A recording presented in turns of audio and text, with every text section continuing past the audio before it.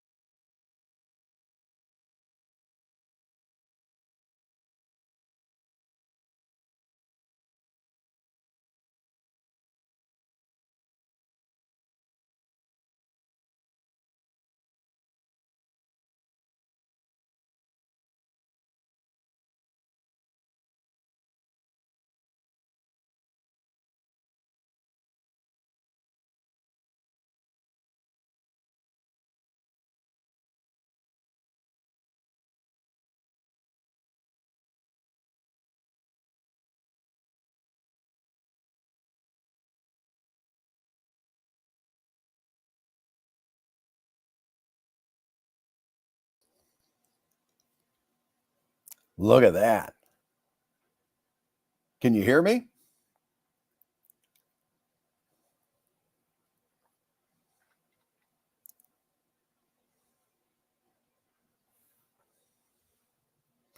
Oh, it says everyone can see and hear me. I can't hear you though. Are you talking? Now it's not. You can hear me now. Yep.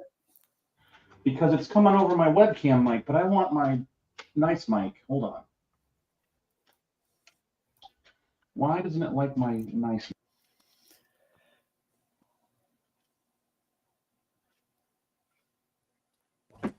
Because there's a goddamn mute on the side of it, and I can't. Yeah, you sound a lot better now. Yeah, I bet I do. Okay. All right. Now there's no shenanigans. This looks, what's this called? StreamYard? This looks much easier to use than OBS, which constantly gives me fits. Yeah. So StreamYard is basically kind of like a, I don't want to say dumbed down. Let's say more user-friendly version of OBS. Yes, that sounds like what I need. Yeah. I wonder if I can actually, if I try to share OBS, will it go, will it do one of those burn. Hold on. Let me see if I can share screen, window, StreamYard, share. Okay, it does a little bit. So you can see at the bottom the different things that you're able to share. Oh, nice. And you can add them to the stage or remove them from the stage. And then there's different ways to organize it. So you can just show yourself or just the two guys or present it like down here while you're doing your streaming. So there's different ways to do it. And then over to the right is the chat coming in. Oh, cool. So there we go. Okay. I had it on private chat and here I see the comments now. Oh yeah, sorry. Yep, I see it. Nice. Yeah, unfortunately, you've got the worst view of my studio because pointing from this direction, it's all of my storage. So this is kind of unfortunately, a bad background for doing this. But yeah, I don't like this view of my studio either. But the funny thing is, if I put this here, hold on, and now you see me. Now it's like these are like plates that belong to my dad and like the grandmother clock. Yeah, because I'm in what is ostensibly a dining room, supposed to be a dining room. It's a little nook. Yeah, outside my kitchen. And what used to be back here is all my dad's dining room furniture that we got rid of. And so, but there's still remnants of my dad's shit. And you just can't bring yourself to take it down, can you? It's one of those things that has no value to anyone, but I don't want to take it down unless I have somewhere place safe to put it. Right. It's there's I need to come up with a name for this, but there's items that you're holding on for your dad just until they die. Yeah. They don't know you have them. But you can't get rid of it just in case they come in and say, "Where's that plate?" Well, he's never going to do that again. That's the funny thing is like I don't even know if it has sentimental value to him anymore, Matt. I don't think he's even, I mean, it might, but there's one plate over here that you can't see that is a plate for the city I was born in. So at least that has some connection to me. Yeah. But yeah. Well, we just got to take them down. I have a whole house full of stuff that we need to get rid of that is just stuff we have of dad's that no one even remembers anymore. And something else that we discovered is that my stepmom, when she was in the throes of her dementia, got really jealous of the history my father has in his family and would go to Hobby Lobby and buy some tchotchke and stick it in the hutch and go, my grandmother gave me that. That's an heirloom. And so like this hutch was full of shit. And I'm like, what the fuck is this? I have no idea what this is. Yeah. And we think it was a Barbara thing. Wow. Isn't that crazy? Interesting. That's interesting. So this is kind of a test stream for me to see what it's like to stream over YouTube, to see what it's like to what kind of engagement we can get with YouTube over Twitch. I really am not a big fan of Twitch. No, I've done it a couple times, and I mean, listen, I know it works really well for a lot of people, but it wasn't a great fit for me. This is definitely what Jamar uses for pencil to pencil. Oh, really? Yeah, because watch, like I can come over here to one of these chat things and go point. Oh, yep. He was, yep. With the Dave and I did the show, and he was doing that throughout the whole show. It's cool. Yeah. It's so funny. It's just though Donald is somebody I know. Donald's been kicking around stuff that I've been doing and you've been doing for years because there's certain names that keep coming up, as we do this. And it's like, oh yeah, I know Donald. We've never met. And John, I know too. John, I was just singing your praises not too long ago. But yeah, it's John Wigger. And John came on and was like legit talking to me over Discord. Even better. We were commiserating. This is nice. This is a nice interface. I kind of like. I've tried the other. You're better at this than I am. I can't. Like you can live stream and get stuff done. I can't do that. I always get distracted and then put my phone at my pen down and start talking. Because Picardo was kind of leaning into NSFW for a little while. So I'm like, oh, okay, I'll see if I'll do like a live stream of a commission or something and see if I can get any heartbeat there. And part of it was the audience just wasn't there. And part of it was, I don't think I'm good at it.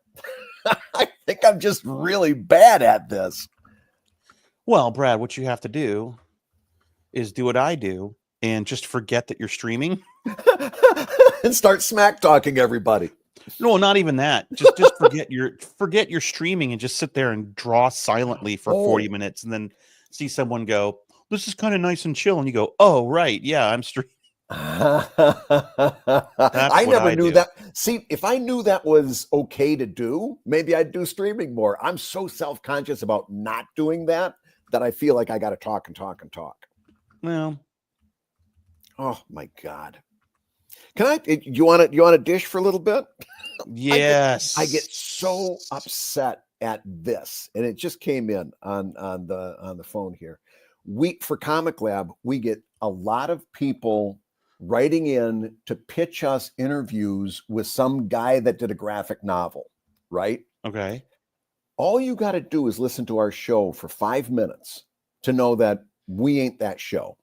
we have guests on sometimes. We've had you on, we've had different people on, and sometimes we'll have a guest and we'll spend some time with that person if they've got something kind of significant to say about independent comics, particularly.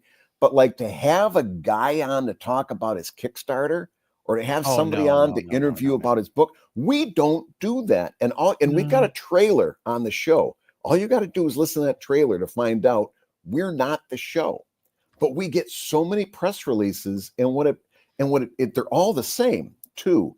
They're all usually from this. It's a boilerplate press release. You should interview this guy, this person. He's really great, and it's usually a avatar, a photo of usually a very attractive female presenting person. What? And what I mean is, I think it's all AI. I think the only reason we're getting all of this press releases is because we've got the word comic in the title, and it just goes out and churns this stuff out. Somebody signs up for a public relations firm, and they just send this because it feels like a very, how on Twitter, especially lately, you can tell that somebody's a bot. Now we've kind of become fine-tuned for spotting the bot. I get that same spidey sense when I get these emails, and I want to write the graphic novelist and say, if you're paying for this person to do public relations, you're getting taken to the cleaners. What? You ever seen the stream Proco, the art stream Proco? Oh my gosh, yes. They just commented on the stream.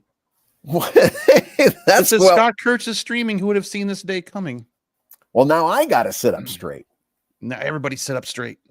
You got to be really careful. So I do this thing whenever I panic about not making enough money, which, as you might imagine, lay in the corner and cry in the fetal position. That's my approach. Frequent. Yeah. No, well, because what I'm doing right now is I'm in the invest in yourself phase of my career. It's like, well, you don't really make a lot of money from book advances, but you really can't do anything else while you're working on a book. And so you're not going to make a ton of money, but you're investing in yourself. Listen, it is true. It is true. I know it's true. It's just that some days, like on a day where your wife loses her job, you panic. Mm-hmm. Yes. And then you take a bunch of commissions. And then you go, oh, wow, people still like my work. I can make $1,000 just asking for commissions. Yeah. Okay. I'll be all right. Oh, fuck. Now I have 30 commissions to draw. But it's always a situation when I worry, when I freak out about money and I chase money, that I put myself in a really bad position. So I decided, well, Scott, you're really good at public speaking. Mm-hmm. There's got to be a website out there to sign up for speaking gigs. Yep. And there is. And I signed up for it. And I signed up to do I was like, oh, someone's doing like an online Zoom convention about how great books are, and they're looking for speakers. So I'll submit to do a speaking gig at this online Zoom convention about books. Mm-hmm. And so I think I submitted a talk called From Caretaking to Creativity. And it was about like, hey, I became my dad's primary caregiver and it led to a career in kid lit. I thought that was an interesting sounding. Yes. Right? That's got everything you need. Yeah. Right. Perfect. So I get this email and it's like from And Lundberg, like this weird Norwegian name. And it's like, well, congratulations on being one of our speakers. And there was no ever, hey, we got your submission. We'd really like to talk to you about being a speaker at our thing. It's just like, congratulate, here's, the thing's coming up soon. You're one of our speakers. I'm listed on the thing. I don't know if I thought I was signing up for a thing that would be paid gigs. And so, and I'm responding and Angie's like, that's awesome. And I'm like, I don't know, something's hinky. And so because it's not like someone said, "Hey, we got your submission. We'd really like you to do," like that's how you think it would go down. Yeah. Yeah. No, it was just congratulations, and I'm listed. And it was like, hey, let us know, if you're going to be doing it live or printing something recorded, blah, blah, blah, and fill out this form. And so I responded and I said, hey, I had a couple questions about this. I remember applying for it, but I don't remember hearing back about any details or anything. And it feels like we skipped a step. Do you have a moment to talk? And then it was like, no response, but I got another email from them saying, hey, let us know because we want you to be able to give your talk. And if you don't respond and fill out the form, oh no, then you could lose your spot. Oh no. And that made me feel even more hinky. And then I was like, hey, is this a paid gig? And then I got the hard sell, which is the way you get paid for doing the speaking gig is you advertise your speaking, and for every $47 VIP ticket to the event you sell, you get half of it. Oh, and they're like, here's our leaderboard. Here's who's currently selling the most tickets right now. And I'm like, what a scam. No, I'm not helping. I'm not going to advertise this and make my fans buy a VIP ticket that's not happening. So I just never responded. And they're like, hey, you never responded. We're taking you off the speaker list. I'm like, sounds great. Great. Yeah. Do me a favor. Do that twice. Yeah.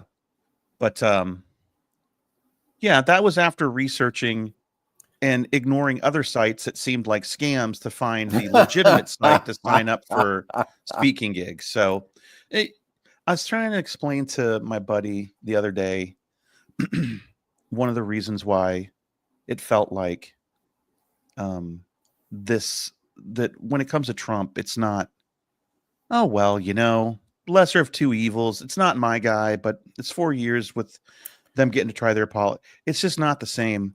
No. And I said, one of the things that really bugs me is that post-Trump, we are now in the, well, what is true? What is a fact? Yeah. What is reality? Who's to say? Who's to say what's true? We're just in a post-information world. And I was watching I saw a clip. It was the Osbournes. I guess they don't do a reality show anymore. They do a podcast. Oh. And they're celebrities, so they have to worry about shit that other people don't. But they were like, even if you're not a celebrity, every family should have a password, not a safe word, but a special word. That if the person telling you we've kidnapped your daughter or your buddy needs help or whatever, they need to say that word so we know you're not AI. Yeah. Pretending to be them with their voice. And I was like, oh my God, that's true. That's real. That's the sort of thing you never think about, but it's true. Because it's coming. It'll be very easy to do that kind of stuff. Probably already is.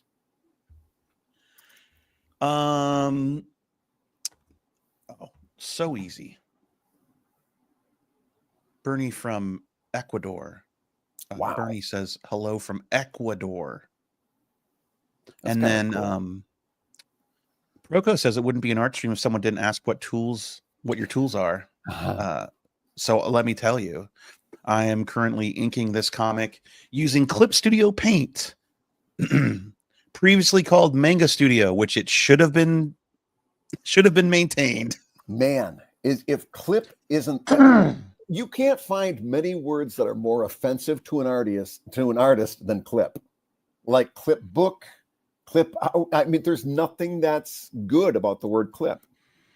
No. I feel like something got lost in translation. I think it might have. I am using the Inker G-Nib brush, which I believe is one of Frendon's amazing inking brushes. Friend brushes are tremendous. You think about how you found like a niche. That guy found a niche and is just amazing at it. Yeah. And listen, what's interesting to me about it is that in the past, I've had artists whose brush work I've admired, and I know they're working digitally. And I'm like, what brush are you using? And they're very like hands off about it. Like, oh, I can't tell you. I can't share it with you.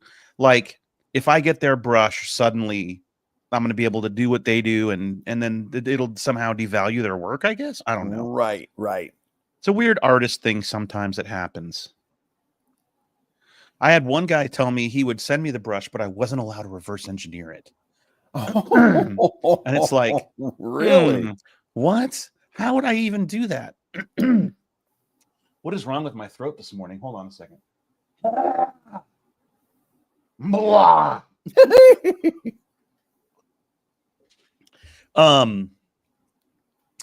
What kind of content is good for promotion of a webcomic in TikTok? I don't fucking know. None. Don't bother. I don't think there's an answer to that question. I mean, so here's the deal. The answer to that question, by the way, here's the deal. Here's the deal coming at you. Who was that? Bubba the Love Sponge, wasn't it? Yeah. Wow, what a misspent childhood. The answer to that question is obviously some kind of motion comic, and there's another term, Scott, that'll bring it back, motion comic or animation. But you're going to spend so much time doing that you're going to run out of time doing your comic. So it's a dead end deal. Trying to do motion comics for promotion on TikTok is kind of because I don't want to take over your stream, but I don't care. I invited you. I got totally hoodwinked in. There's something that Cory Doctorow called the stuffed teddy bear syndrome. If you've ever been to a carnival and they said that you see one little kid walking around with a giant stuffed teddy bear from one of the games, right? And you think, well, if that little kid won the teddy bear, certainly I can. So you play a bunch of games that are, of course, all rigged against you. Sound familiar? Sound a little bit like social media? Because that's where we're going. And you play a bunch of these games thinking you're going to get the giant teddy bear. Well, I went on TikTok early on, and I started doing little videos, just looking into the camera, talking, all that kind of stuff. And I had done a few. All of a sudden, I did one that went viral, that went huge. And within a couple of days, I had gotten 12,000 followers on TikTok, way bigger than all other social media combined. Like if you would have taken Instagram, Twitter, all of those and put them together, you wouldn't have gotten 12,000. And so I immediately, as Scott can attest, went right to my head. And I'm like, well, that's it. I'm going to be a TikTok star now. People want to hear old Uncle Brad talk. So Uncle Brad.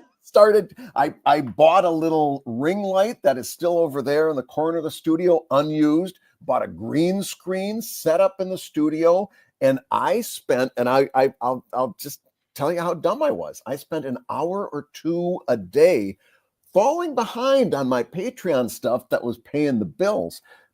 Spent an hour or two a day making and editing and doing all of the stuff you got to do afterwards, captions, all this stuff.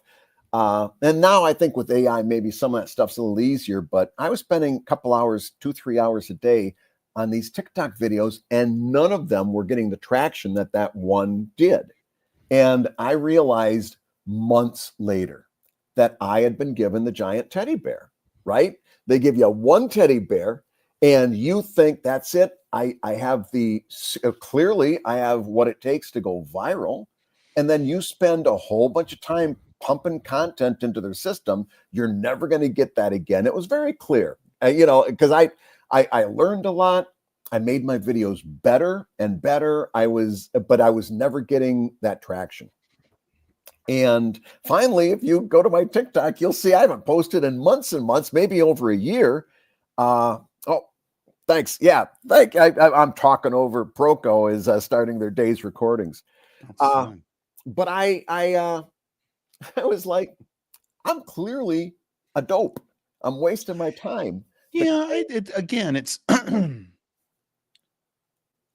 every time I start chasing the money, Yeah, or for lack of a better term, and stop worrying about just the content, it always is a net negative. Yeah, every time.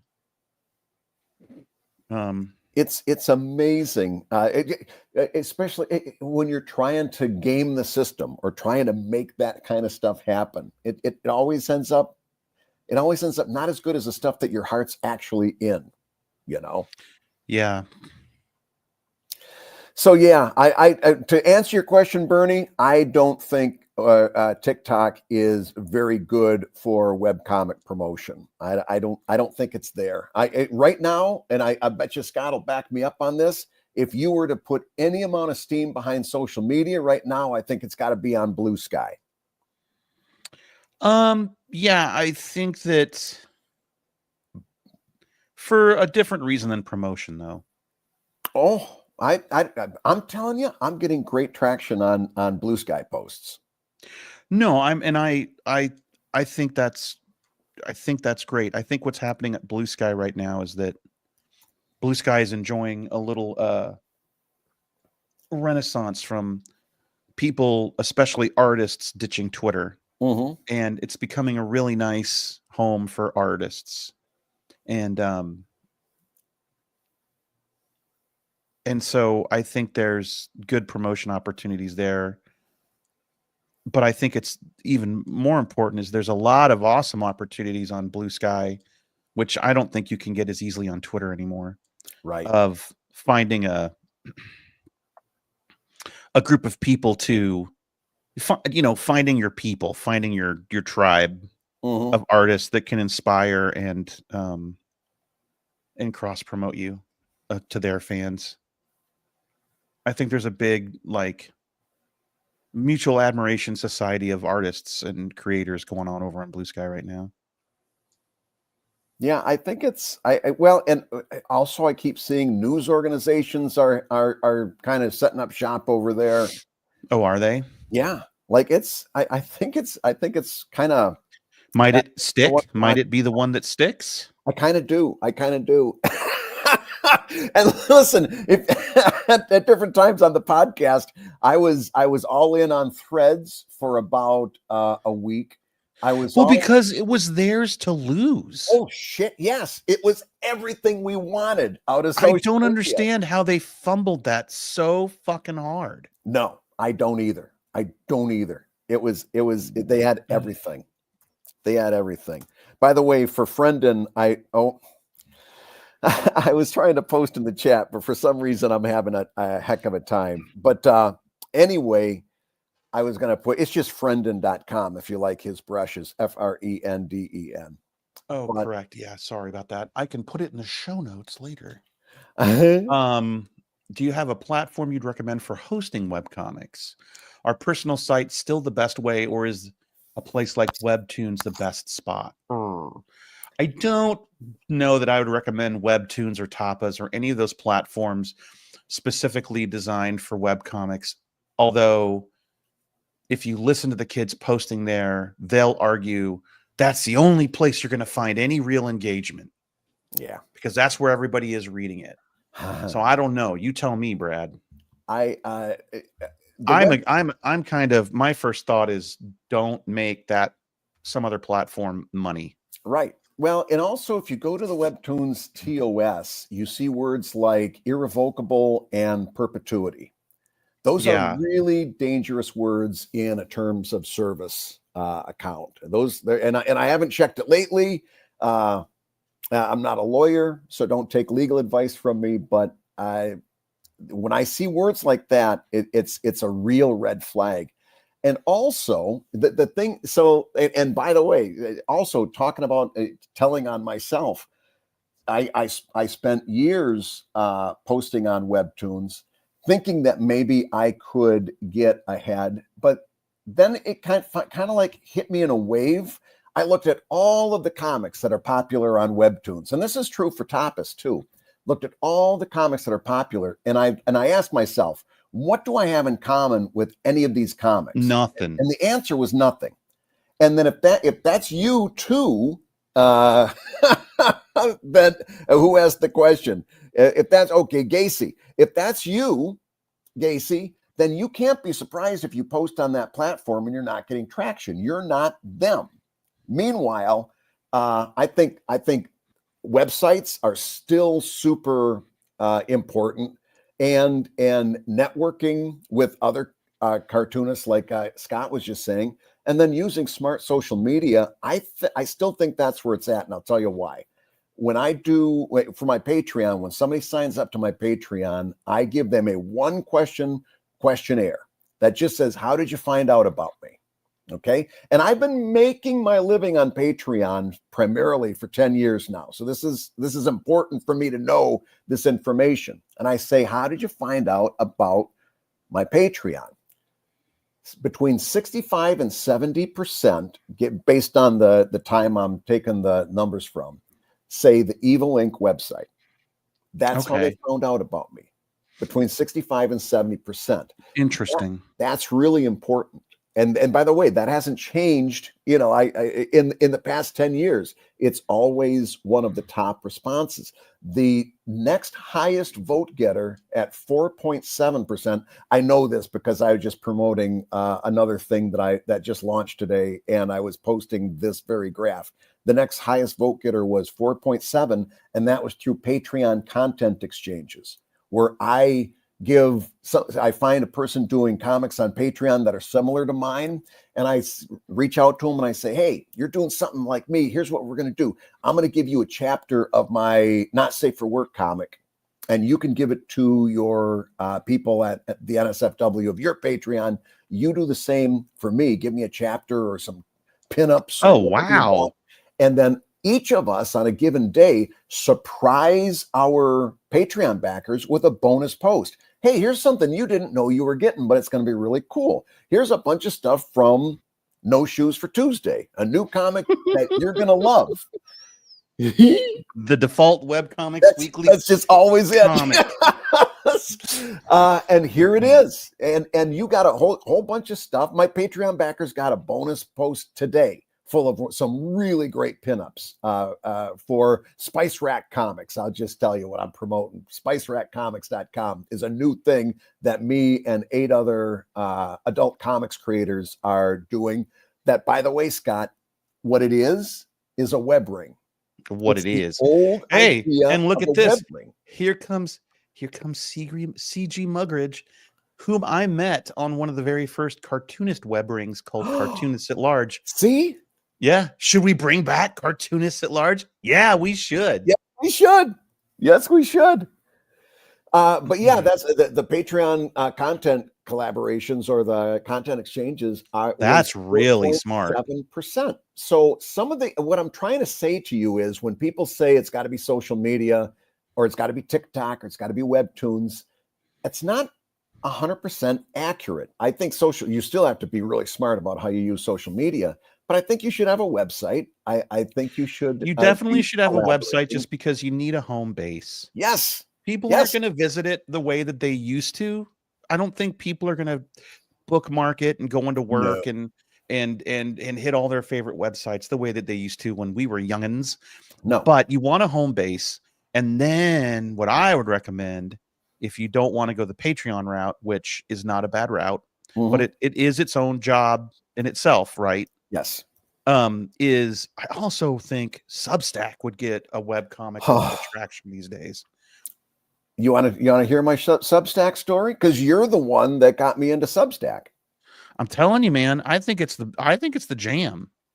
I started posting on Substack maybe a year ago today. I'll have to check. Like, I started in December, and I have gotten nothing but exponential growth since the day that I started posting there. And it's just been one steady climb. Now, I've done 2 Substacks, one for Evil Inc., one for Webcomics Handbook, which is tutorial and instructions. I brought over my MailChimp newsletter for Evil Inc., which was about 400 people. So let's say, let's say on January 16th, I brought in about nearly 500 people for my MailChimp. MailChimp, I was spending $30 a month for. And over the previous year, I had gained 5 new subscribers through MailChimp. So on January 15th, I start at 500. Today, I'm at nearly 900. So that's it. That's an extra 400 people. And if you look at my chart, it's just a steady climb up. I'll tell you, I've got a system for posting there that if you want to find out about it, you can go to bradgeiger.substack.com, and it is a subscription post, but I'm telling you, it's everything you need to make a comic post on Substack. And the results on Substack are amazing. And of course, they also have subscription stuff. So you can use it in the same way that you use Patreon. So, Bernie, Substack is a beautiful child that was birthed between a social media platform site and a good old-fashioned mailing list. Yeah. And it's just a nice combination of both. So you have the direct power of a mailing list, where the content that you're making is being sent directly to the people that have asked to receive it from you. And then in addition, it has the discoverability that Patreon just seems to struggle with. Yeah. And there's a social media aspect to Substack. One of the things that I like about it is it reminds me of the old RSS feed days. People have a Substack feed the way they used to have an RSS feed, and they just follow their favorite content on Substack. So it is kind of like a social media platform of your favorite mailing lists, blogs, etc. content. And as a creator, you can do what I'm doing, which right now is I'm basically just posting stuff for free because I'm not really making exclusive content. I'm just kind of using it as a marketing blog kind of thing. Or you can have and also a combination of both. And you can have some content that people have to pay to see, kind of like you do with Patreon. But I don't know. I think there's some benefits to it over Patreon, just in the way that they handle stuff. But well, I'm a big Patreon, I'm a big Patreon cheerleader. So I there's nothing better than Patreon for me, but I do see where you're coming from. And Substack has some awesome powers. And Substack, the thing you got to remember about Substack is that it's two things. Substack is posts and notes. Posts is your newsletter that goes out to your subscribers. Notes is Substack's own internal kind of social media that works like Twitter. And so you've got to get used to the fact that they're two different things that work together.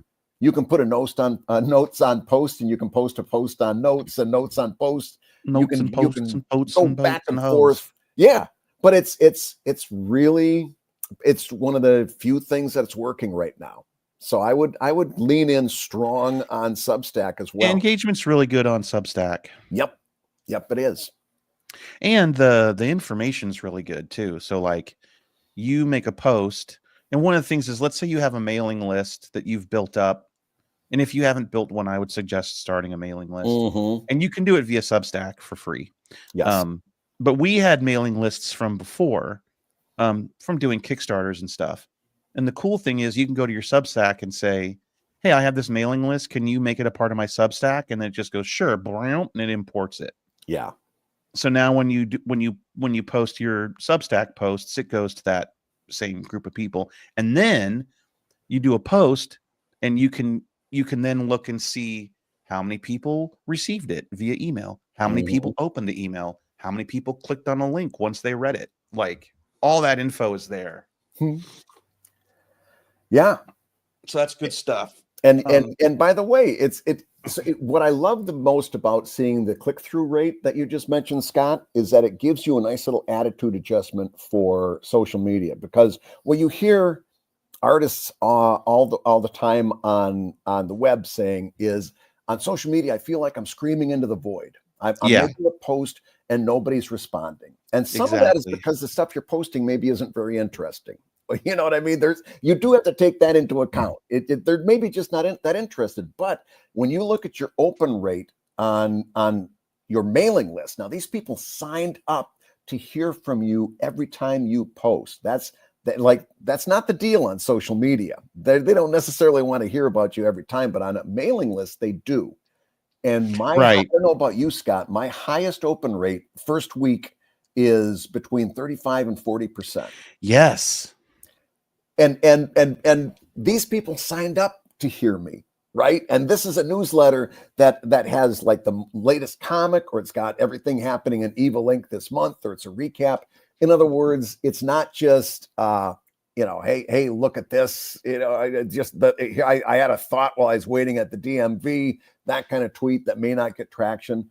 It's stuff that my fans, my readers want to see, and only 35% of them are opening it. So it gives you a nice little attitude adjustment on social media that people just have other stuff going on in their lives, and they'll get around to you, but they're not. It's not going to happen right now. And none of them want to buy a fucking book. Oh, well, just buy the fucking book. It'd make it so much easier if you'd buy the book. If you buy a book, I'll release a hostage. That's what Sam Sykes does. It's nice that Brad found a seat to work in at the warehouse from the end of Raiders of the Lost Ark. Hey, this is I wish I could turn it around. It looks really cooler over there, but that's my storage space. But yeah, that's so. I'm broadcasting from a nursing home, apparently. I think those plates are very nice. They're charming. Yes, charming indeed. I got to see my dad this weekend, and he did me such a solid, Brad. What did he do? Well, we went and saw him. We haven't seen him in a little bit. Not that he remembers. Yeah. And we're like, he's like, well, how are things going? And I said, well, Angie just lost her job. And he's like, I'm sorry. What did you do? And she's like, well, I was an office manager for a chiropractor's office. And he goes, oh. And I said, but she had an interview and, with someone else, she'll get a job. And he goes, yeah, you'll be fine. And he goes, how are your comics? And I get real emotional. And I go, I fucked up, Dad. I screwed up. And he's like, wait, oh. And I get real emotional. And he goes, I asked the wrong question. And I said, no, I just feel like I'm letting Angie down because maybe I should have done something else. I'm not bringing in a lot of money right now and things are tight. And I feel like it's my fault. And my dad goes, don't start second guessing yourself now. Oh my God. He's like, I think you've done really well. And I think you're exactly where you need to be. And I was like, oh, Scotty needed this. Oh my God. Scotty needed this so bad. See, sometimes you just need to hear your dad say something like that. I know. It's crazy. And don't start second guessing yourself now is the perfect thing to say at that moment. Don't start second guessing yourself now. Yeah. Oh, I'm getting emotional over that. That's beautiful. Yeah. Then I felt guilty, and Angie was giving me a hard time for feeling guilty because I'm like, I get mad at my brother for doing this and not meeting Dad where he's at. And I needed Dad to be old Dad. And I kind of pushed him. She's like, you didn't push him. He asked you. And then, and then when you said how you felt, he gave you his honest response. You didn't push him to be something he wasn't or to understand something he couldn't. So knock it off. Hi, baby. Yeah. But yeah, the old man did me a solid. Yeah. I was telling Angie, like, how hard it is sometimes because I am very lucky in that my dad always was super supportive of my art, even when he was like, have a plan B, Jesus Christ. And we were like, and then I was like everyone else that does this for a living was like, no, plan Bs or having a plan B is how you having one is how you use one. If I don't have one, I can't use it. So no plan B. Yeah. I got that advice from Phil Folio one time. Yeah. who said, whatever you do, don't have a plan B, because if you have one, you're going to use one. Yeah. Yeah. So it's like he's always understood, like he knows what I do. It's not like he's like, whoa, so tell me about these funny pictures you draw. Yeah. And then you're like, so tell me about the cartoons you make. And they're like, they're not cartoons, Dad, they're comics. And he's like, don't you say I didn't try. Yeah. You're killing your mother. It was never that. They didn't have Pokeballs. Oh, you got me sushi for lunch? You got me grocery store sushi for lunch? You do love me. Grocery store sushi. Hey, if I wanted to promote this show, I just realized I didn't tell anybody that I'm doing this. Oh, that's fine. What's the link that I would use to do that? It's youtube.com/ and then I don't know why at Draw with Scott. That's my YouTube channel. I don't know, Brad. That's the link. Ah, there it is. There it is. There we are. That's sweet. What? Oh no, I think did you hear that? No, what did it say? No, it was just I brought up the YouTube and it had your voice coming back. Oh, yeah, because you're playing it. Yeah. No one else heard that. Something I wanted to ask you is the coaching stuff that you just advertised on social media. Yeah. I want to do that. Do people want that? Do people? It's been good. It's been very. It got me out of a little holiday hole this month. As a matter of fact, Really? Yeah, it works out really, really well. So what happens? But what happens when the person pays for it and then you go, you should do XYZ, and they go, nah, I don't need to do that. That's why I make them pay for it. That's why you pay up front. Yes. Well, yeah. Because here's the deal. Yeah, of course, you pay up front. But if I took anybody from this chat and I went over and looked at their comic, for example, and if they do a comic, and I said, oh, you know what? I got 3 things I want you to focus on: this, that, and that. It's very easy for them to say, well, sit down before you fall down, old man. I'm going to do what I do.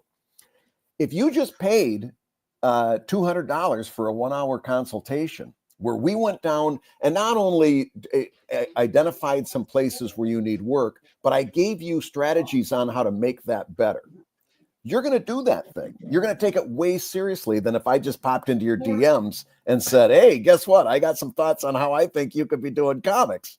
It's a much different thing. And I'm telling you that these conversations typically go kind of like that, where I say, here's some things that I think you could be that you could be doing a little bit better. And here's my suggestions on how you can do it, whether it's pre-flighting a Kickstarter or taking a look at what they're doing on social media, or just the craft of comics. There's a person that's coming that I'm going to do one tomorrow. I don't see their name in the chat, but there's somebody coming in, and we're going to spend a little bit of time talking about lettering. And just like, for example, I can tell the person's never heard of an Ames lettering guide. So we're going to talk about that, because he does a lot of hand lettering.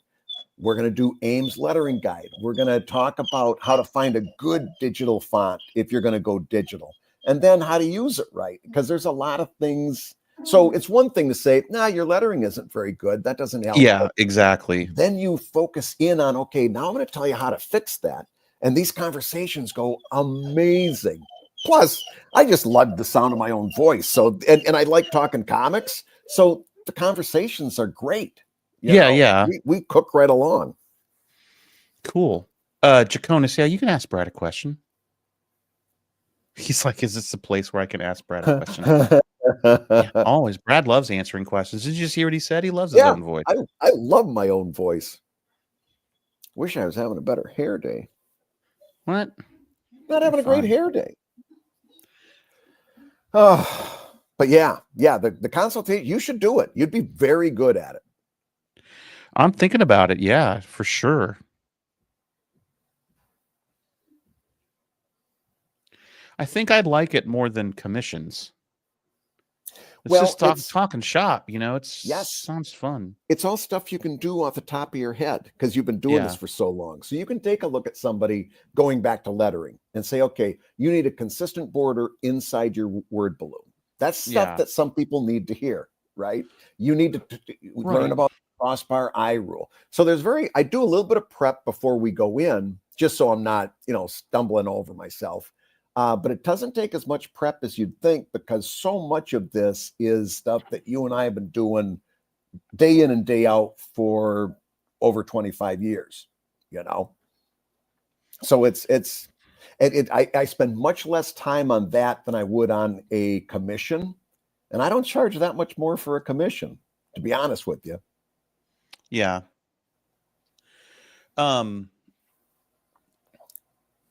Bernie says, why do we do this? For money, fame? Why not have a normal job? And I tell him, I think the first thing you have to accept is that we're not normal. Well, Yeah. something else and I've been coming to terms with lately, and I wish I had learned it when I was a little bit younger, is that I'm starting to learn the true measure of success in any kind of art. And I know this is going to sound hollow, especially coming from a guy who's spent 25 years making a living from it, is that no amount of money you earn, no amount of awards that you win or recognition, any kind of certain recognition that you get, none of it is the same as the joy you get from making the art. And you gotta find more success. You need to be able to find more joy in the making of it. 'Cause I really do feel like that's the only thing that you can be guaranteed. You're not guaranteed the living. You're definitely not guaranteed the accolades. Mm-hmm. But I don't know. Yeah, you gotta love it because sometimes all you get is the love. Yeah, that's really. I think it would be pretty hard to genuinely make something and have it not have an effect on somebody if they read it. Mm-hmm. It may not be everybody, but it'll be someone. But anyway, dear Mr. Geiger, I wanted to show someone one specific comic from your back catalog. What's the best way to both access it and then find it? I remember the comic, but don't know when it was, and I just know it would take forever to find. Oh, okay. So I read that and I was trying to come up with a good answer for it, but he's got the comic, or this person has the comic in mind. It's not like what I think would be the best comic, but if you tell me what comic it was, I'd be able to point you right to it, most likely.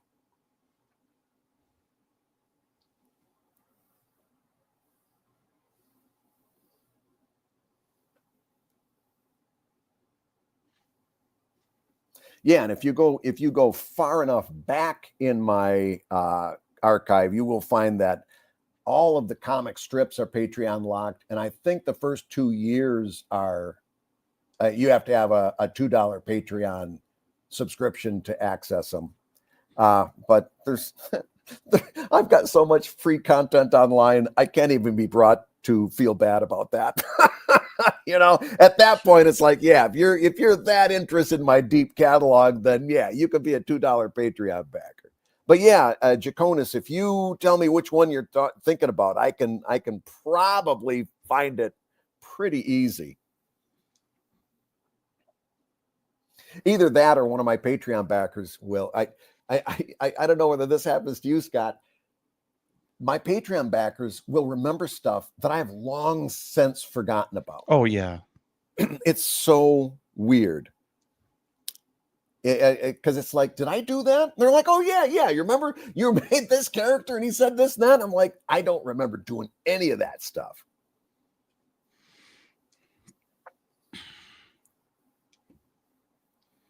Yeah, I'm definitely that way. Another phenomenon is I've had people come up and describe strips that I know 100% never existed. They wrote it in their head. But the cool thing is the characters match up. Oh, really? Yeah, like Brent doesn't say anything that Brent wouldn't say, Oh, interesting. I've had that happen. That's amazing. Hey, Gavin, I appreciate you. Well, be sure to like and subscribe. Smash that like button. You Now what were I'm supposed doing to a say? short run. Yeah, you got to smash that subscribe button. I So know smash that. that subscribe button, like and subscribe. Short run of reader suggested one-off characters as either interns or applicants. We sent in a name and power set. Oh, and they just showed up standing in line. The character was Airhead. I think I've got that original art over there, as a matter of fact. I was just going through originals. There was a character called, so that's going back in the Evil Inc. comic. That's back when Evil Inc. was a comic strip. They had super intelligence and air manipulation, and you had my name above the character. Yeah, I can dig through that and find that one. Absolutely. I may not do it right now, but I could find that. I'll make a note.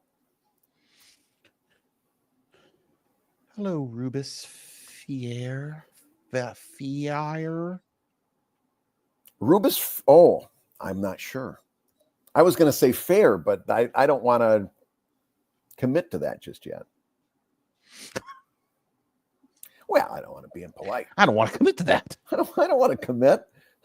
Listen, I'm not ready for this next step of implicating I know how to pronounce your name. Whoa, we're moving way too fast here. How would okay? You got to give us a phonetic now. There, yeah, now, it's Rubus. Now it's for sure. It's Rubus. It could be Rubius. Right now, the bot is trying. It's like Kirk asking the robot, "What is love?" Now it's trying to figure out how to respond to us.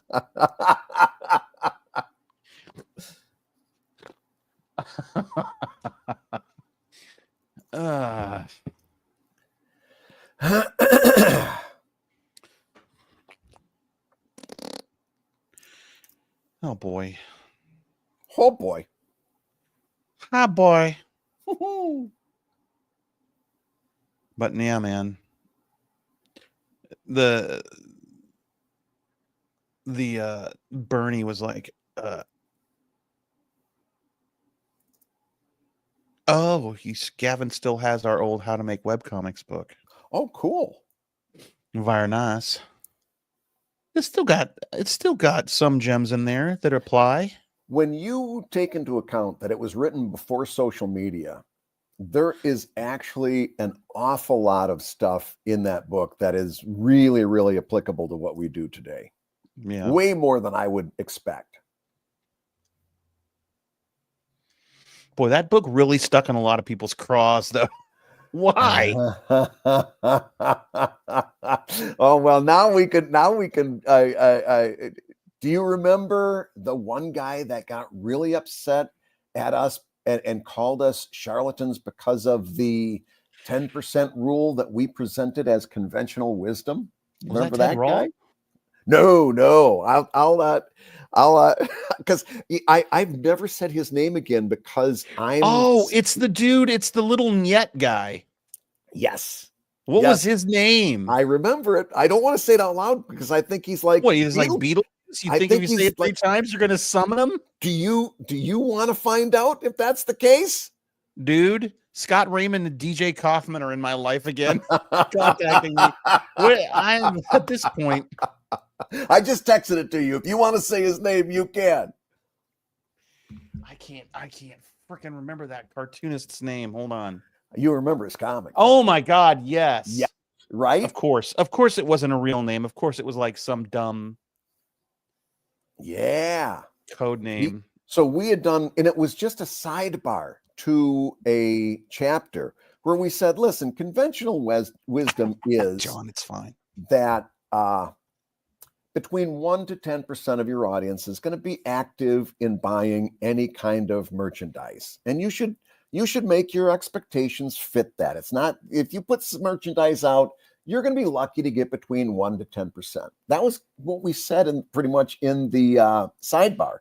And he probably, I guarantee you, this guy built an audience of like 100.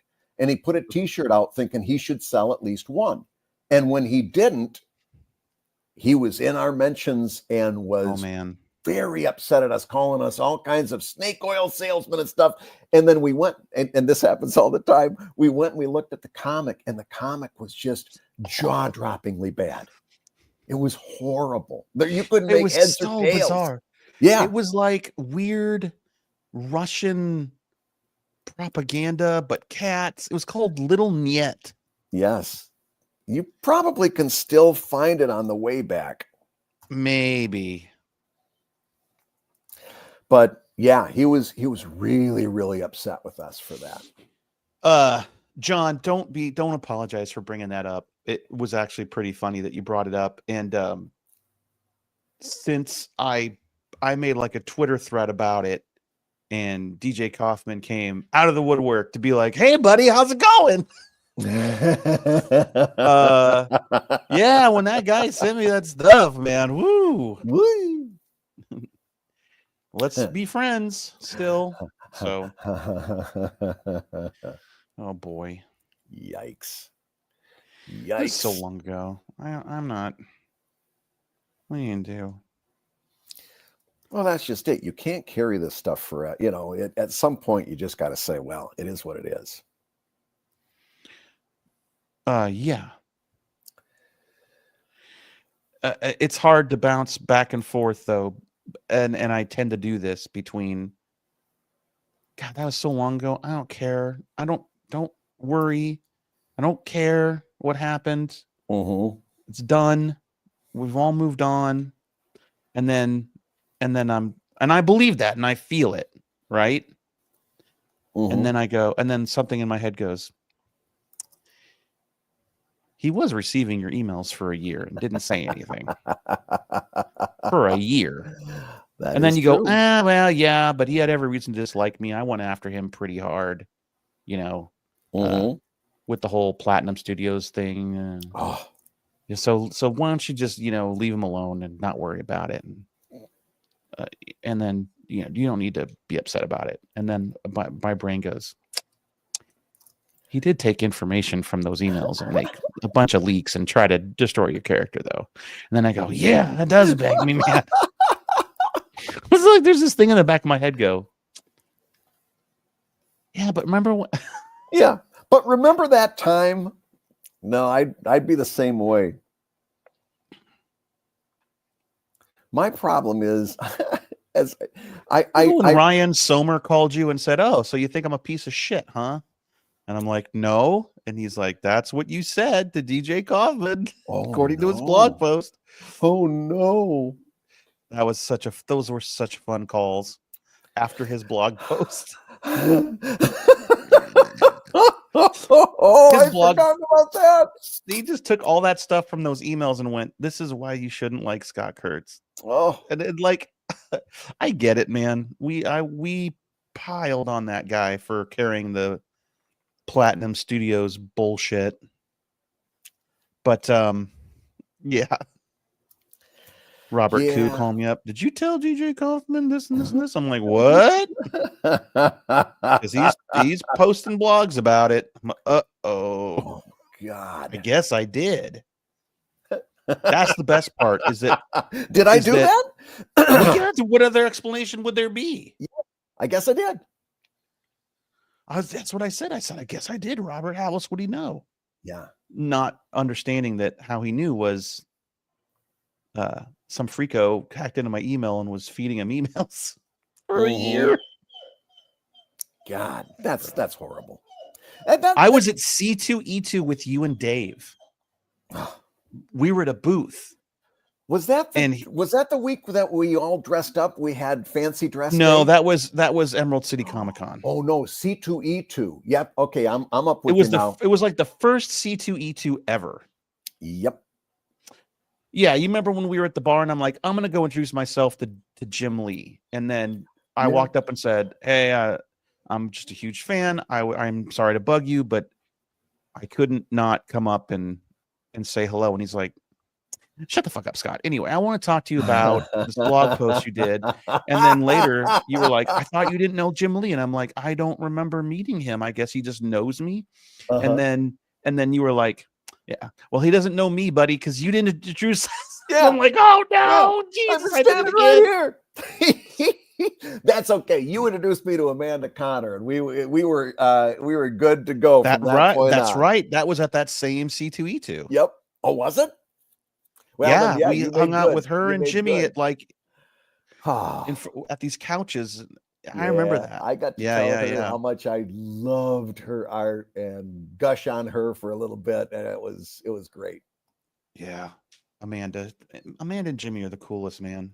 Yeah, yeah, they really but are. yeah, I got that call. I got that call saying, "Hey, man, this guy has your emails and he's been sending them to me, but he just sent me like a police report about your sister-in-law's traffic accident, and it's freaking me out. And Yikes! now I think he might be in my email, and you need to change all your passwords." And I was like, "Oh no!" And you were like, and of course, I don't. That was 2010, so I don't even remember what phones were like then or how easy it was to log in and do that stuff. But I remember you and Dave were like, "Don't forget your banks and don't forget this, and what if he has access to that?" And it was just a pure panic. Yeah, just the worst feeling. And then I remember we were at dinner and we had gone with Chris Halbeck Yes, to that place that was nothing but like hot sauces. Yep. Do you remember that? Yes. We had we were sitting there time. and I was explaining the whole thing to them and what was going on and his wife, and they were like, "That's so terrible, it's so terrible." And then it was either Dave or you or Chris. I was like, "Wait a minute. He's been reading your emails for a year and he just now told you?" And I'm like, "Yeah, I didn't really have time to worry about that. I was flipping out about what this guy was doing with my information." So we're just gonna let that fall by the wayside. Oh, yeah. I mean, literally, that old trope. The calls are coming from inside the house. Yeah, That's literally what that was like. I know. Because the best place to deal with that is when you're at a con. Yeah, hundreds of miles away from home, unable to do anything easily. No. And again, this is pre, good phone technology. So there was some stuff you could do on your phone, but not as much. I don't even now. remember how much stuff. How much even online banking you could do in 2010. I don't even know. Not much. Well, I tell you what, I remember calling the Seattle PD and saying, "Hey, I don't know how to report this. Yeah. A crime's been committed. I don't even know how to tell you how to deal with it." And they're like, "Well, what's the crime?" I'm like, "Some guy hacked into my email and has been reading my email." And he's like, "Well, that's illegal. I don't know how or what or who you're supposed to contact. Where's the guy that did it?" But okay, so he's in New York, but you're in Seattle. Yeah. But where's your server? And then we all just kind of went, "Well, I guess we just can't. We just never figure it out." Like at one point he was like, "Here's the email for the FBI. You can report it there because it is federal." And we were all just like, at one point it was just like me and the cops just shrugging our shoulders going, "Well, I guess he just got to read my email for a year and could have broken into my bank accounts and sent emails as me to anybody, and nobody really knows what to do about it. So he gets to have done it." Well, yeah, that's how it ends up. Yeah, because that was 2010. I don't even know there were any laws yet. That was before anything. 2010. Some of you hadn't even been born yet. Oh, don't say that. Now I really feel old. And then I went to Robert Koo and I was like, "I guess I can't do anything." And Robert's like, "Well, that's not true." I'm like, "No, the cops and all that, they not even the FBI knows what to do." And he goes, "Oh, I'm not saying you can do anything through the legal system. That doesn't mean you can't do anything." And I'm like, "Well, what am I supposed to do?" And he goes, "Well, how did he get your email?" And I said, "Apparently he works for Ustream and he knew my Ustream password." And he goes, "Oh, I wonder if his email password is the same, but just with Gmail at the end." And it was, because I'm an idiot. Yeah. And he goes, "Yeah, that shouldn't happen." And I'm like, "Yeah, no shit." And he goes, No. He shouldn't be able to see what your password is at Ustream. That should be encrypted." And I go, "But he works there." And he goes, "That doesn't matter. It should be that no one can see your password. Like if you call, they should say, I can reset it, but I can't tell you what it is because I can't see it, because that would be problematic. Which means, are they saving your passwords in just plain text? Like, how is it that he was able to reverse engineer it from your Ustream password? And I go, well, that's just what I heard. I don't know if it's true. And he goes, well, who cares if it's true or not? What I would do is I would contact the CEO of Ustream and say, you have a rogue employee that tried to fuck me, and then let him ruin the guy's life. Yeah. And I'm like, okay, yeah, I'll just call the CEO of Ustream. How am I supposed to get his number? And Robert goes, beep, boop, boop, boop, boop. Here it is.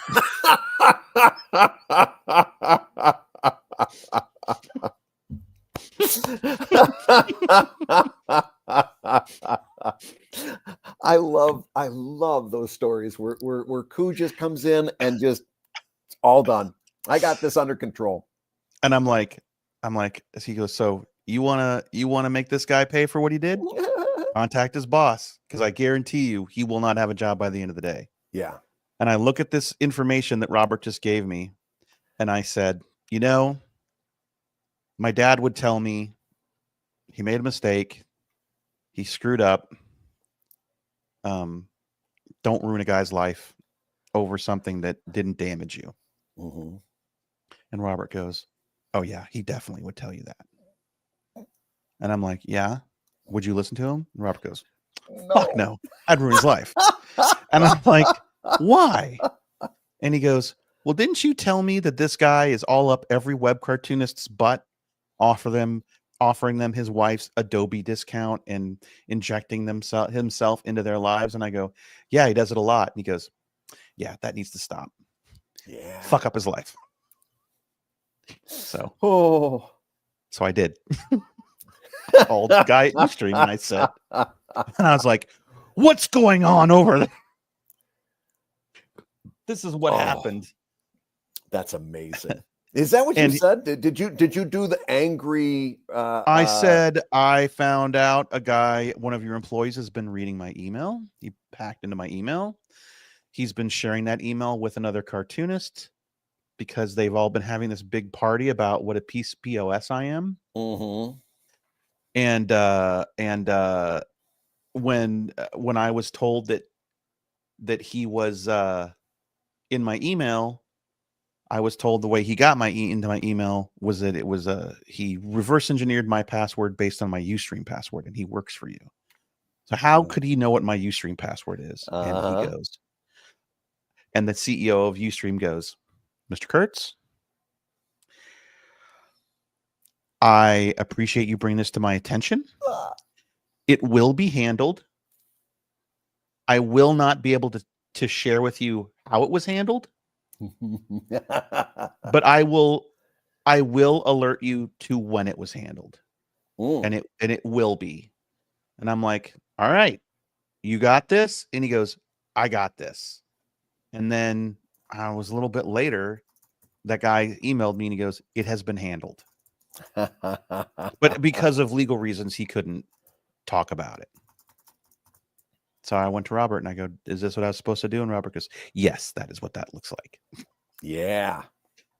That guy doesn't have a job anymore. And I guarantee you, he definitely doesn't have a job anymore. And he may be looking at legal problems, because if they involve legal's going to be like, hamana. This is what makes us liable. Yeah. So, yeah, well, that's the whole reason. That's why they've got to do it immediately, because that opens them up to all kinds of liability. But here's the good news. He's back doing the same stuff. So look out if you're out there, other web cart. If someone offers you a great deal on the Adobe subscription because their wife is an employee and has a discount, maybe don't. Do you remember that guy that was all into, what was it called? Ventricular, the covers that you turn. Yeah. Oh, what is that guy? called? Ventricular covers. Yeah. Yeah. He was doing all these comics and they all had ventricular covers, and he was really into them. And he wanted to get everybody into these covers. And it was like, wow. That was around the same time because I think he was at C2E2. If I'm Was he remembering really? right. Yeah. Oh, you know what, Barry? You're right. Lenticular. Lenticular. Thank you. Not ventricular. Ventricular is it's your heart. That's your heart, Brad. That's when I have my inevitable stroke. Oh God. Captain Button's with us today. God. Afternoon, Captain. I love the chat. What now Bernie said that's some baby reindeer stuff. Now that's an idiom that I've never heard, and I'd like to know more about. Oh, Baby Reindeer is a Netflix show about kind of like a cyber stalker thing. Oh, okay. And it was called, I don't know why, because I haven't watched it yet, but it is called A Baby Reindeer. Very good. By the way, just to take a moment to appreciate your inking, upper right-hand panel, left-hand page, the drip that is the continuation of the chin. If I were to do that, yes. If I were to do that, it would look horrible. I love that you do. Yes. Oh, yeah, I can't pull that off. But I love that touch. That little touch right there is cool. Oh, thank you, Brad. Well, now I'm going to stand up. Not literally, because I'm old and tired and fat. And have you noticed this? I don't know if you can see this. Hold on a second. Let me look at this ridiculousness. Look at all this. Can you see all this? You're getting little Reed Richards on the temples there. Look at this. What happened? My superpower. It looks good though. It's cool. Little gray does you some good. I'll take it. That was my favorite part. I was hoping ever since I was a little kid, as a teenager, I would hope that when I started to go gray, I would get the Reed Richards. Yeah. Oh, and I did, and I've held on to them pretty good. Although this past month I've been going gray all over, but I love the Reed Richards temples. Yeah, it's cool. My brother. Go ahead. My brother, whenever he talks to me on the phone, he's like, "What's up? What's up, Steven?" I'm like, "Huh?" And he goes, "Steven Strange," and I'm like, "Oh, okay, yeah." I was just rereading some old Fantastic Four last night. I was reading from the George Perez run when Molecule Man took over Reed Richards' body. Do you remember that whole? There was a time when Reed Richards lost his ability to stretch, and then Molecule Man took over his body, and it was such a great time in comics. Molecule Man used his powers to bring a skyscraper to life with the people in it. So this thing turned into like a giant walking creature. Ew, gross. And the people are falling out of the windows. But it was Len Wein that was writing it at that point. He takes a moment in the narration box to note that not a single person has died, but they might. And it's like, oh, I love this moment in comics. You know, we've got, because of the comics code, you've got to take a moment to say nobody has died. But then you always take that little moment to say, but they might. But it was great. The idea of a giant walking skyscraper with people still in it was just such a great burst of imagination. Yeah, it is. Barry says, Scott, this is the beginning of your path to the Polly Walnuts look. Thank you. I guess. Polly Walnuts. I loved his little at the end of every sentence. Oof, Maron. Maron. Have you been, I got to ask you this. Have you been, I don't know why, suddenly this month, I've been diving heavily into nostalgia. I've been rewatching Next Generation. I've been rewatching Sopranos episodes. I'm going way deep into the past for my entertainment these days. We're rewatching Outlander right now. Oh, you know what? I got to watch that one. It's good. Donald, I really like Outlander. Donald just came back. He said, "What did I miss? How do we wrap this up for him?" Oh, geez, what did you miss? You missed a little bit of promoting your comic over Substack, and then a bunch of like comic book convention stories of creepos. But a bunch of names that nobody's in this room has probably ever heard of, except for a couple over there. But yeah, you didn't miss much. Cryptozoid is in also. Hello, Cryptozoid. Oh, that's a cool little icon there with the smiley face. Thanks for being on the stream today on my inaugural YouTube stream. Yeah. But yeah, I've been watching a lot of Sopranos. I've been watching old BBC series. There was a series, actually the book series is so really good. It's called Rumpole of the Bailey. Are you familiar with this? No. What? So it was a series of short stories written by John Mortimer. And if you read the books, I mean, everybody always says the books are better than the movies, or in this case, the TV show. But the books are really written amazingly because of this guy's use of the English language. He's just really good at it. But the TV shows have a lot of charm. Leo McKern played Rumpole, who was this older barrister in London who would always get these kind of low-level cases, but there would always be kind of a really neat mystery behind it. And it was you got to take a moment sometime to look up on YouTube Rumpole of the Bailey. It's horrible. Okay. You can tell immediately that was shot in the 80s in a very low, dimly lit studio. Yeah. It's amazing stuff. Foyle's War is good. Mm-hmm. If you ever watched that, I never watched Midsummer Murders. That keeps coming up. Yeah. That keeps getting suggested to me.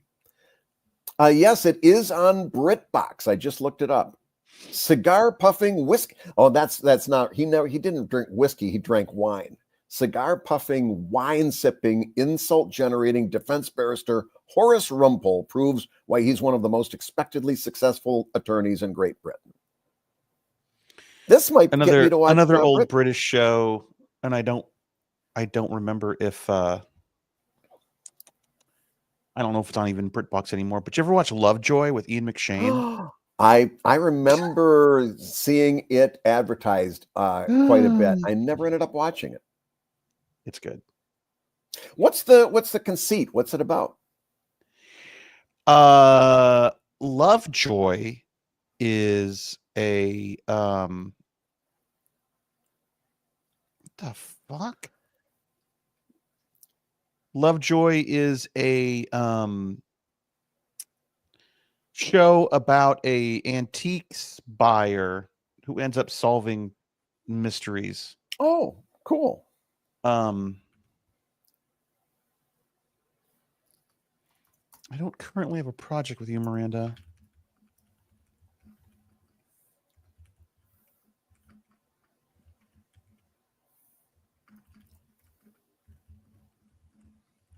Oh.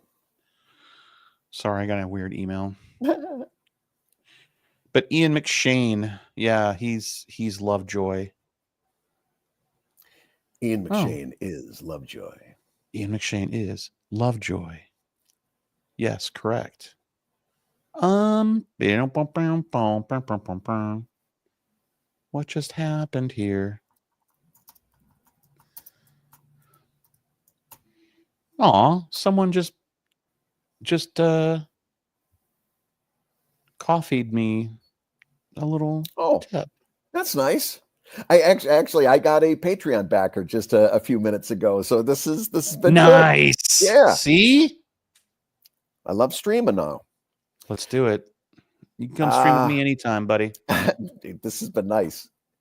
I feel so isolated sometimes. I know. The only thing is, I think I do better with isolation than you do because I'm kind of a hermit. So I'm like, oh yeah. Sometimes I come home most of the time, and my wife is like, "Well, what did you do today?" And I said, "I drew and I wrote. It was like the perfect day." She says, "Well, who did you talk to? What's going on?" I'm like, "I talked. This is the first time I've spoken out loud since I left in the morning, and it's been like a great day." She's like, "You're crazy." Yeah, Jaconis, the Patreon was you. Thank you so much for joining. I'll look now that you're a Patreon backer, particularly. I will see if I can find that. I know exactly the one you're talking about, and I'll see if I can look it up. All right.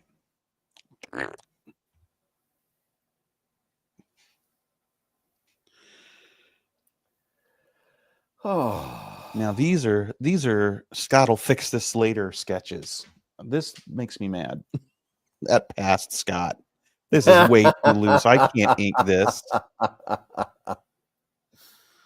I'll just do that later. I'll fix this in inking. You do a lot of that when you make a comic. We'll do it live. We'll do it live. I'll write it myself. We're doing it live. Yeah, I do that sometimes where I'm like, okay, future Brad, you can do this. Future Brad will figure it out, or the colors will do the heavy lifting on this terrible panel. Yep, it's one of my many punt to Alex moments where I just send it to my colorist and hope for the best. Oh wow, you still working with Alex? That's awesome. She is the best. Speaking of how I tend to be kind of reclusive, I rarely need to say anything. Like, she knows what needs to be done and she does it. And if there's ever a time that she does something that I wasn't expecting, I think long and hard whether I want to question it, because I like the fact that I don't have to like look over her shoulder, you know? Yeah. So, but I can't remember the last time I disagreed with the decision she made. She always makes my stuff look way better than it has any right to be.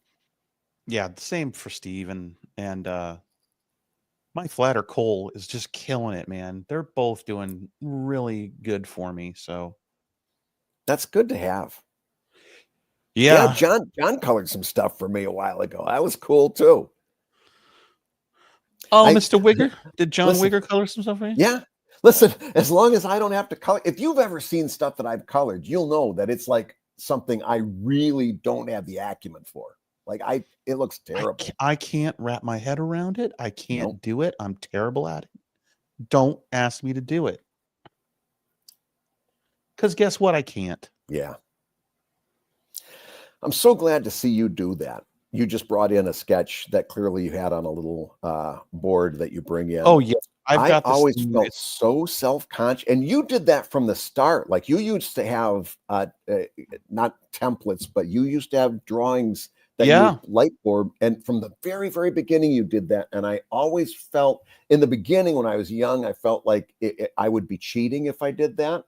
And then I felt self-conscious about it. But now, like, I have tons of that kind of stuff that I use, including the 3D models on Clip Studio, which I'll just turn into line art, and boom, I've got a background. And if I don't got to draw a background, I'm the happiest guy in the world. Yeah, I did that a lot. I do that a lot. Especially if it's a car or a bicycle.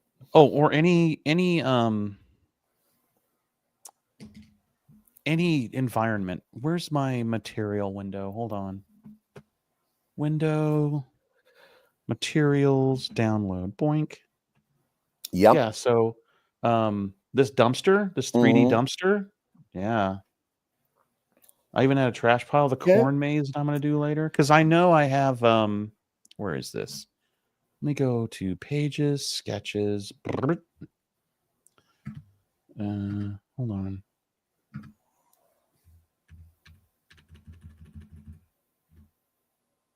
Oh, right here. Hold on.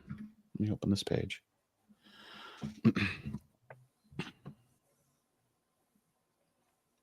Okay. So she comes up to this dumpster here.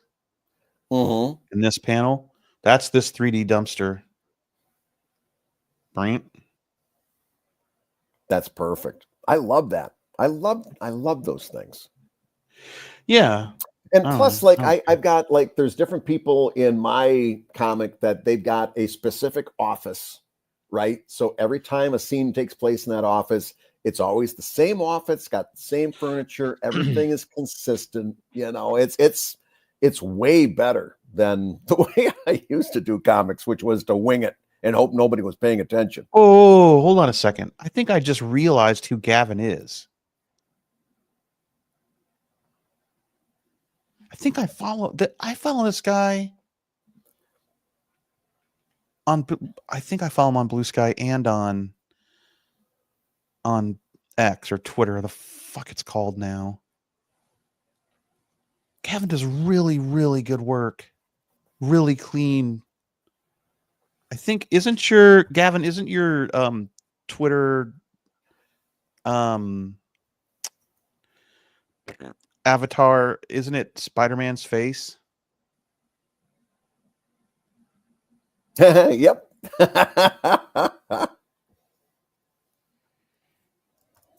Yeah. I love two things about Gavin's tweets. One, whenever he posts art, which is often, and it's fucking great. Do you know who Chris Samney is, Brad? Yeah. Yes, I do. Gavin's got a real clean look like Chris. And the other thing he tweets that I love is it's always like some tweet like, "This motherfucker missed that shot." It's always like some sports thing. And I'm not a sports guy, but I love watching sports with people who love sports. Yeah. So I love Gavin's sports tweets. Oh wow. The show. Yeah, I'm scrolling down Gavin's Blue Sky right now. God Gavin, damn it. I don't know how people draw like that. I don't know how you do that. No, it fucking pisses me off. I wanted to be John Buscema. You got a headset? You want to join us on the stream today? I can send you a link. You can hang out and talk to us. And we can tell you how much we love your work. Yeah. Look at this picture of Cyclops. That makes me mad. Yeah, I know the one you're talking about. Oh, man. This Spidey swinging through the city. And he drew the city too, I bet. I bet you he didn't have to do a convert from a 3D model. It is a dangerous proposition for getting your work done. I understand. And if you don't want to, you don't have to. But yeah. Turn it into a party stream. You're welcome to join us. If you want a link, I'm happy to send you one. The more, the merrier. In fact, I'm going to Twitter DM you a link, and then you can just choose to come in if you want to.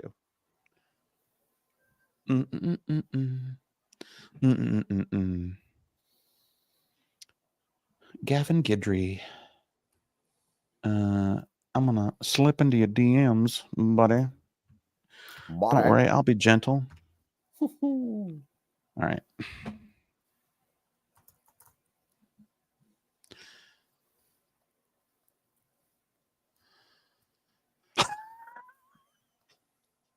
As both of you are here, first of all, obligatory mention of the day that Scott died on Webcomics Weekly 76, 13 years ago. You know what he's talking about, right? I do. Yeah. I watched, there's a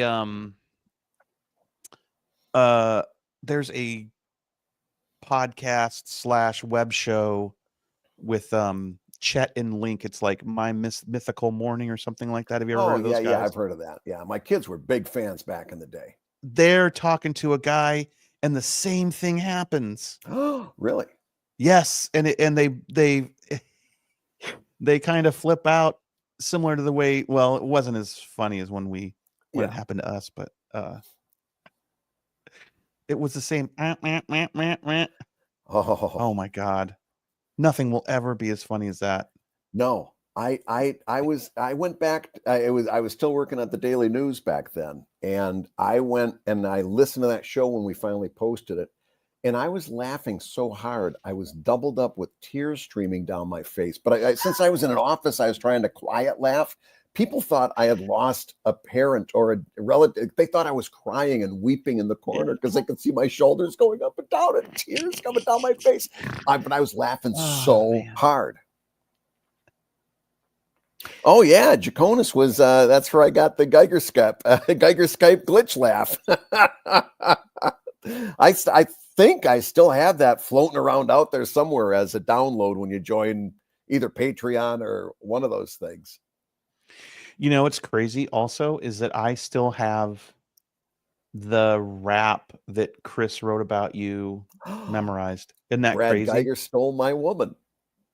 Yeah, Brad Geiger, Tiger Style, most professional cartoonist on the web in my professional retail and detail.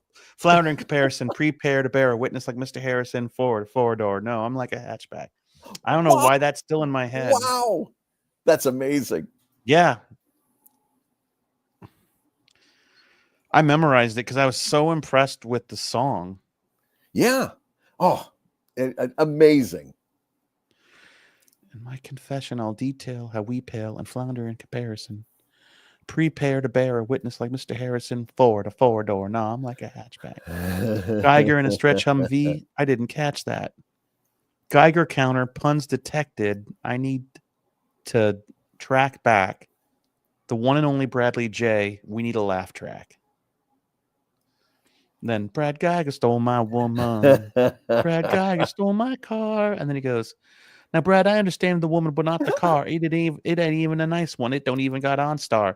But that's the Geiger threat, incorporated evil. You make the Geiger sweat. He'll perforate you threefold. It's revolting this development.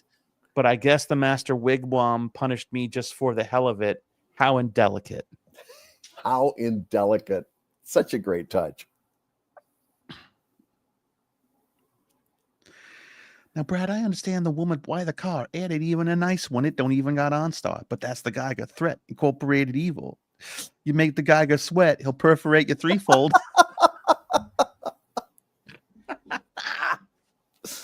So good. Good times. Good times, Brad. Good times. Before it all fell apart.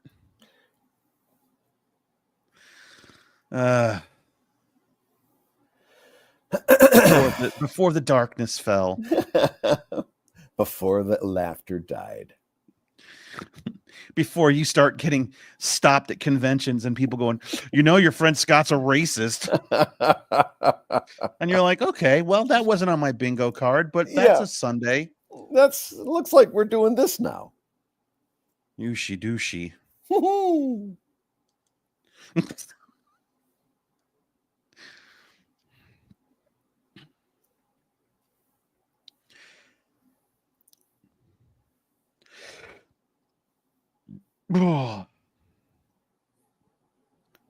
Did you have a nice Thanksgiving? What'd you do? You were with family. We did something that we started doing a couple of years ago. We my brother-in-law and sister-in-law, that'd be Carolyn's brother and his wife. They've got a 3-year-old and an 18-month-old, and they live in Cleveland. That's right. You told me about this. So Carolyn found a really nice lake house up in the Finger Lakes, and we all met there. We all had about a 5-hour drive. We met up there, hung out at the lake house, and then instead of the turkey, we did a seafood boil where we did crab legs and shrimp. So smart. The best thing. Plus, you know, it's like everybody likes turkey, but it's very labor intensive and very heavy. And this was like so much better.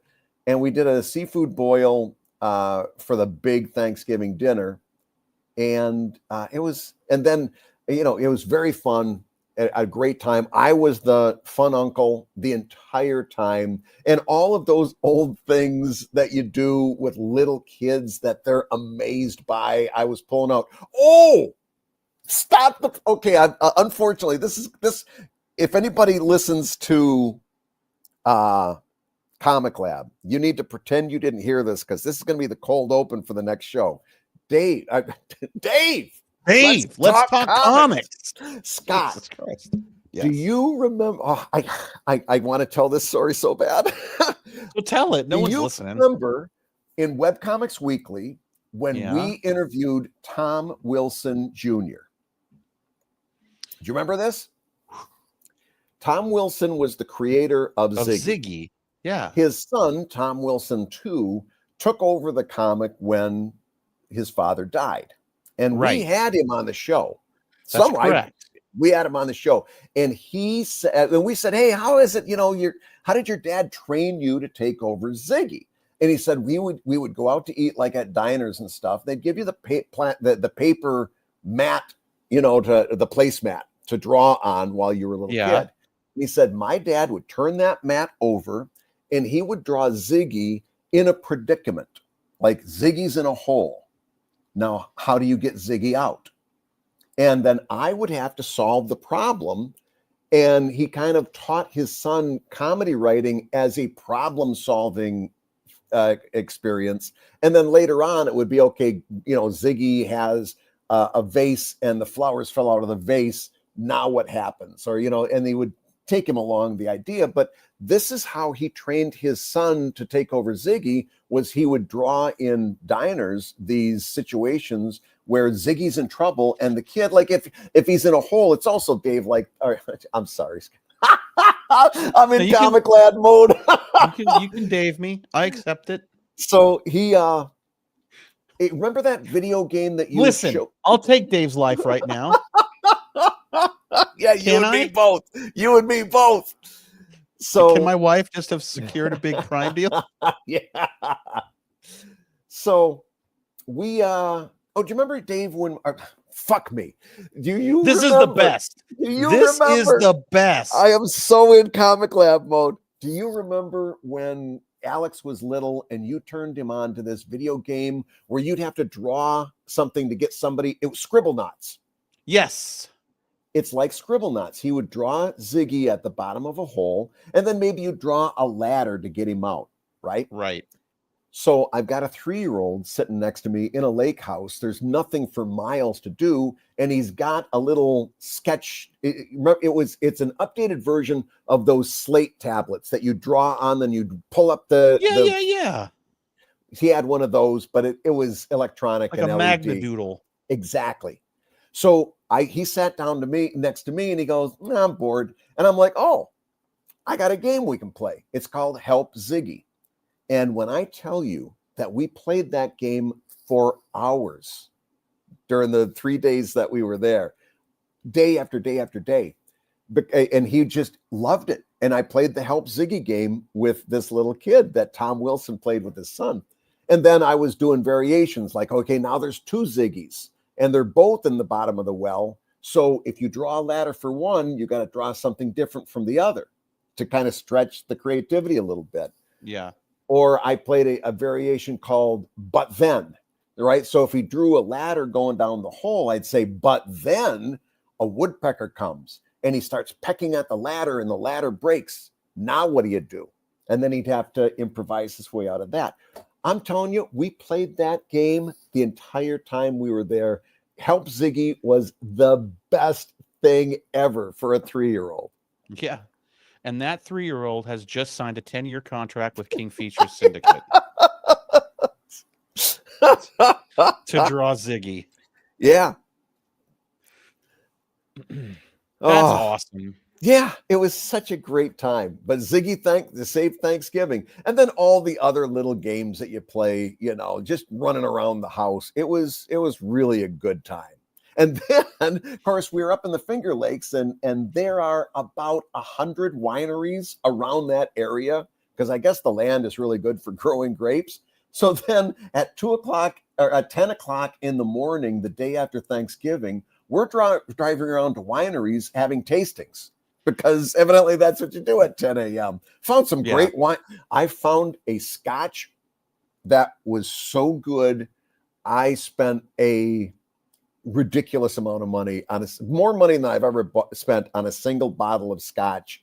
Oh, really? In my life. It was so good. Wow. But it was like, I can't not. It's sitting right here.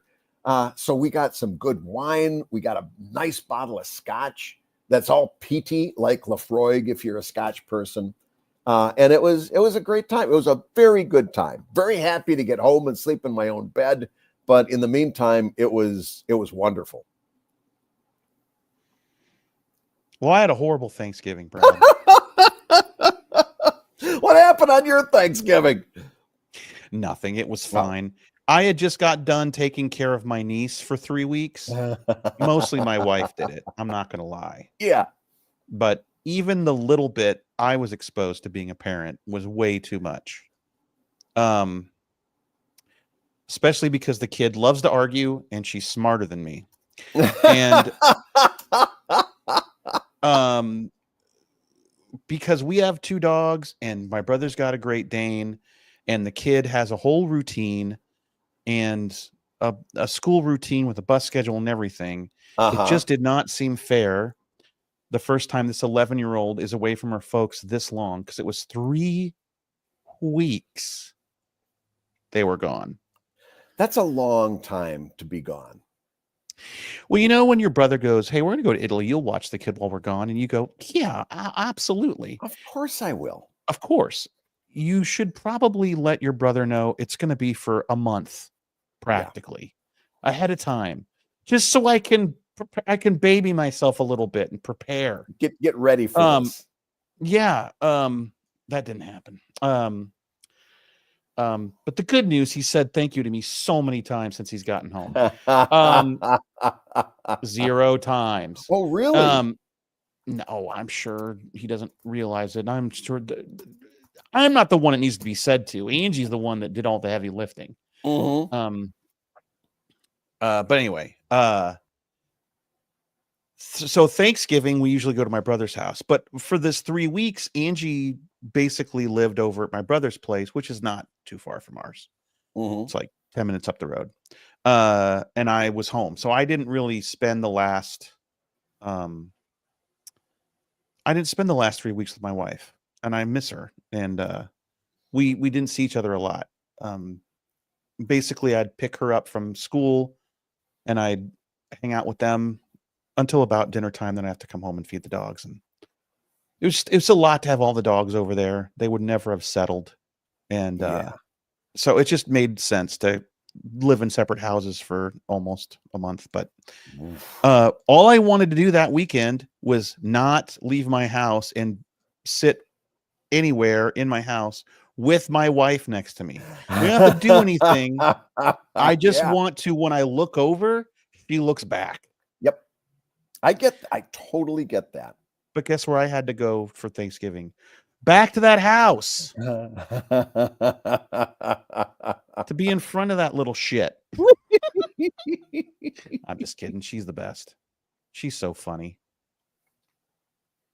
Again, so smart. And really good at arguing.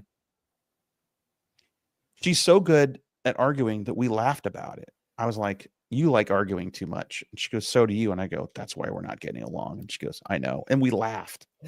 But then, I was like, yep, this is that one day you'll kill me and take my place on my dark throne. Yeah. And when I was growing up, your dad and I would get into fights all the time. And my mom always said the same thing. Brian fights with his fists. Scotty fights with his mouth. And you fight with your mouth. And you're like me. You're not like your dad. And boy, she just got a kick out of that. Oh, really? Oh, that's yeah. Neat. I was like, you should not be. That's not something to be excited about. It's going to cause you a lot of problems. Mm-hmm. Trust me. I know from whence I speak. Yeah. The name of the whiskey or the scotch is Mackenzie, a Mackenzie American Straight Malt. A Mackenzie, huh? Oh my God. Now you're really talking Outlander. It was so good. The Mackenzies. Super D is here. Oh, hey. Now it's a party. My flattest, like a flutist, but someone who flats colors.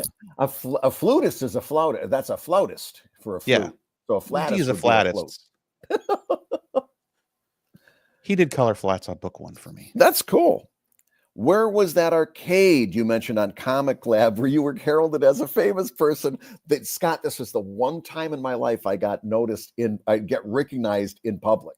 I went to actually Bad Axe. I got my shirt on where I grew up, and a younger couple had put in an old-fashioned 80s style arcade. Did I ever tell you this story? No. They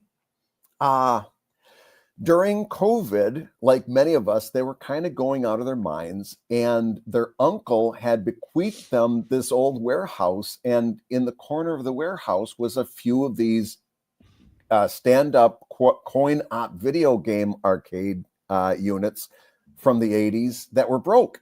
And they decided that they were going to spend COVID learning how to fix video games. So they started fixing these old arcade games, started getting them working, got a little bit obsessed with it, started buying old broken arcade games and fixing those. Now they've got a whole garage full of coin-op arcade games that work. So they bought a storefront and put them in along with some pinball games. A whole side room is decorated like a living room and has like an old Atari hooked up to the kind of TV that you and I grew up with, Scott, the kind that stood as furniture in the corner of the living room, right? Yeah. It had 3 of those CRT TVs, one with an old PlayStation, one with an old Atari, one with an old Activision. And you could play games. Basically, you came in and you had to buy like a ticket to go into the living room because obviously those couldn't be coin-op. The rest was. And we sat and played game. The kids, my 2 sons are 11 and 21, and they went nuts, or 18 and 21. And they went nuts. They were crazy about it. And we were playing. The woman that owned it with her husband came up as we're playing, and she says, "Are you Brad Geiger?" And I'm like, yeah. And she started getting really nervous and giggly. She says, "Oh my God, I read your comics every day and they're so good." And meanwhile, you look over. Do you remember that scene, Scott, from Naked Gun, where you got this shot where Leslie Nielsen's character does something, look over and George Kennedy slaps his forehead. Yeah, and then it turns over, and then the guys in the TV station slap their forehead, and then it pans back. Everybody in the audience slaps their forehead. That was pretty much what I looked over. My son slapped their forehead. My niece and her husband went like that. And everybody's like, "Oh my God, we're never going to hear the end of this." But yeah, it was in Bad Axe. It was called Bad Axe Retrocade. And it was a great time. And she said that she had bought my webcomics handbook for her son because he was interested in comics. And she bought it for him because she wanted him to know that you could be a famous person even if you were from Bad Axe. You could still be famous. And I'm telling you, my head was like this walking out of that place. I bet. Even if you're from Bad Axe. Even if you can be famous, even if you're from Bad Axe. That was so great. That says a lot about what she thinks about Bad Axe. Yeah. Yeah. What usually happens to me is my brother or my dad will give me a hard time about being famous. And I'll say, "I'm not." And then someone will notice me out in public right after we have that conversation. Right on cue. Yep.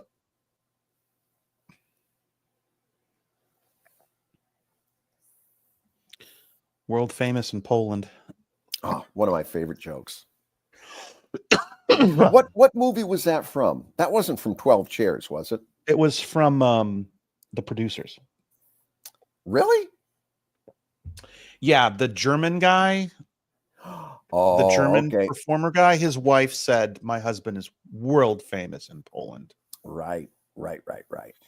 I believe that I'm correct on that.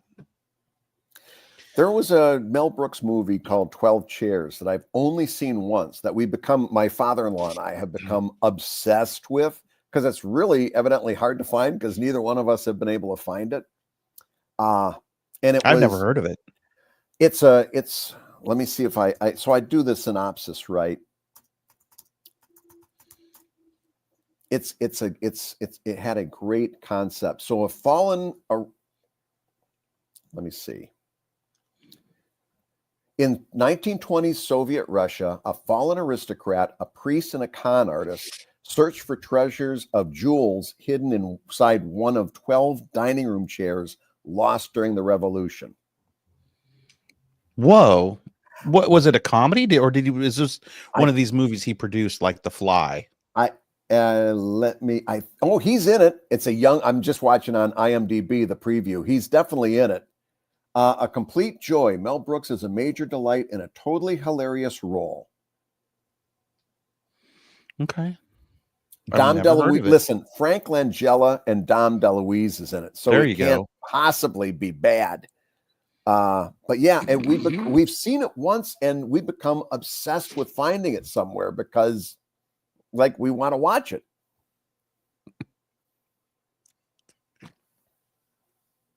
That is what?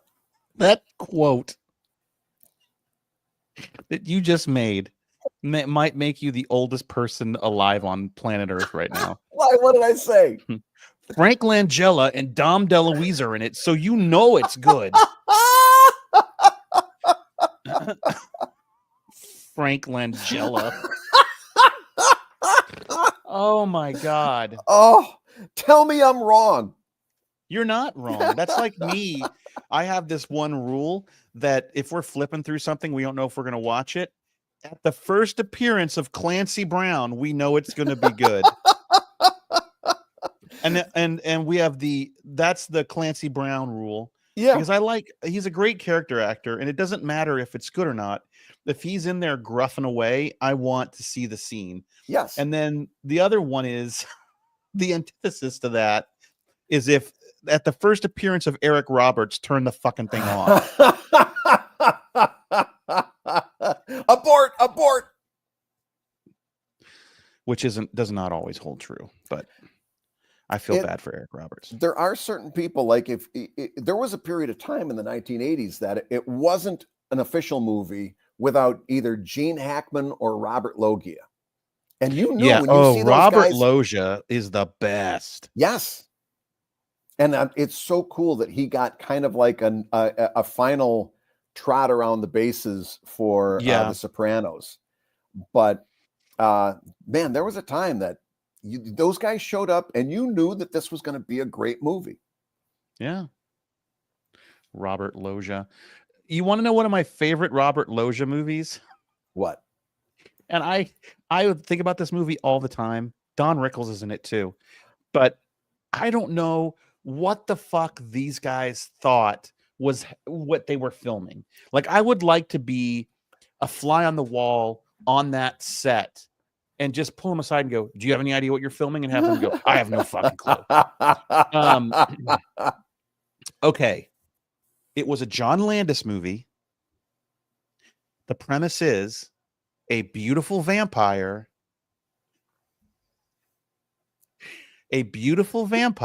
Yes. Discovers that someone in the mafia has been bit. She bit someone in the mafia, and she has to stop the vampirism from spreading through the mafia because you can't have a vampire mafia. It would be too powerful. Oh my God. What was the name of this movie? This wasn't Once Bitten, was it? No, that's a Jim Carrey movie. No. I think it's called First Blood. Oh. And it is amazing. And at one point, Robert Loggia becomes a vampire, and he's just like, no one can fucking stop me now. It's great.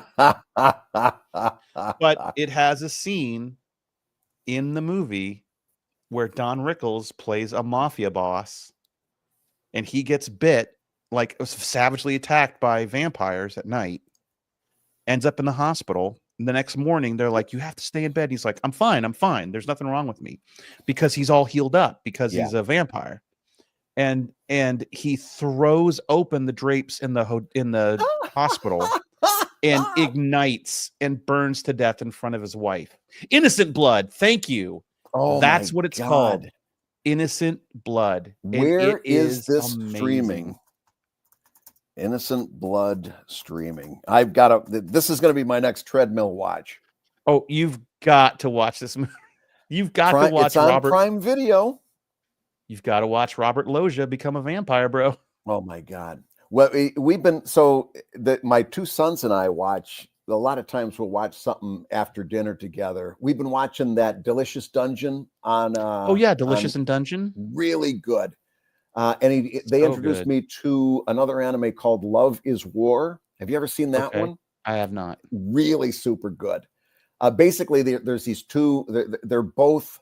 They're high schoolers. They're both class presidents and vice presidents. So they get to have their classes like in a special room off to the side where they spend a lot of time with each other. They both have a crush on the other, but they don't want to be the first one to admit it. And so it's kind of like, in Death Note where there's that whole, I know that you know that I know that you know, so I'm going to do this. But since you know that I know that you know that I know that you'll expect me to do this, so I'm going to do that. It takes that kind of conceit and just exploits it for amazing, very funny results. Definitely worth watching. But that's right. Over the last, Kayaga-sama. I didn't say that right, but yes, we're talking about the same thing. But this guy reminded me that in Innocent Blood, the reason why she bit the mafia person is that she only eats evil people. That's her ethic. And she ends up biting a mafia guy, but then she's got to stop it because And isn't what's that guy's name? Who's the guy in it? Not the guy from the Untouchables. The other guy. I can't think of the young guy that's in it. I'm just gonna look it up. Hold on. I'll IMDb it.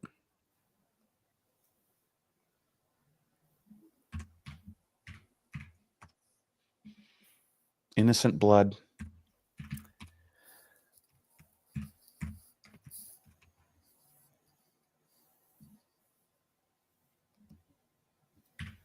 Yeah, 1992. Wow. Anthony LaPaglia, that's his name. Yes.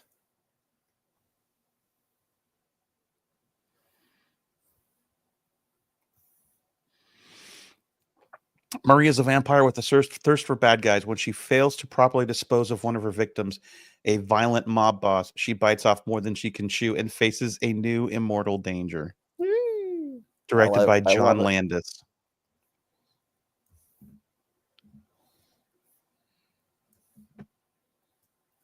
We've been, just because we've needed something to turn our brains off, we have been watching Steven Seagal movies.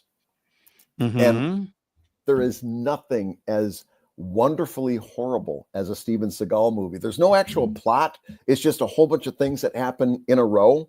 And then as he made 7 of these movies in 2016 alone, each one of them from a movie studio that you've never heard of and will never hear of again. And you can start to see in the later Steven Seagal movies, he starts to choose his roles based on which one allows him to sit down the most amount of time. We can watch these things for hours. They're gloriously horrible. Yeah. One of my favorite Steven Seagal movies is Under Siege. Have you ever seen that one? Yes. Now that's actually a pretty good one. Yeah, it's all right.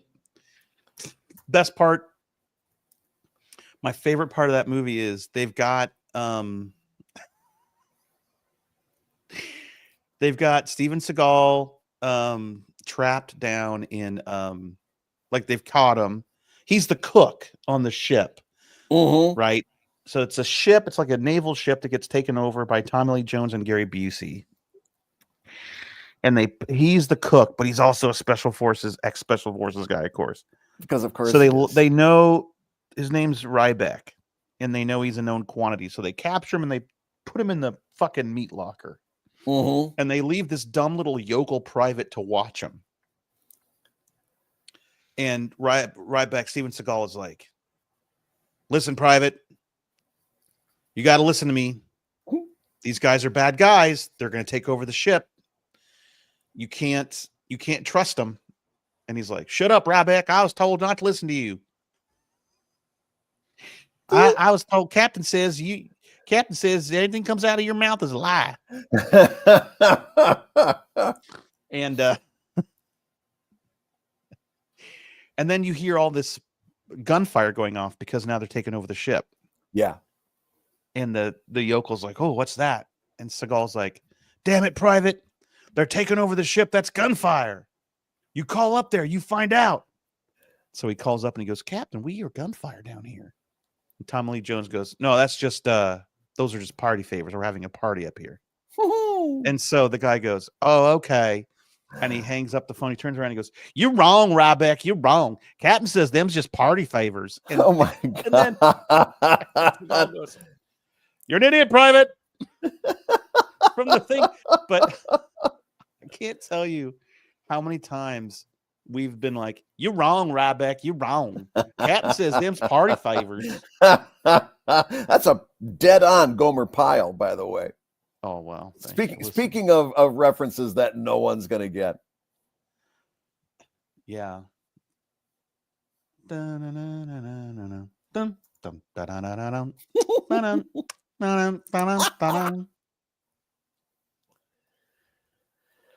Oh, man.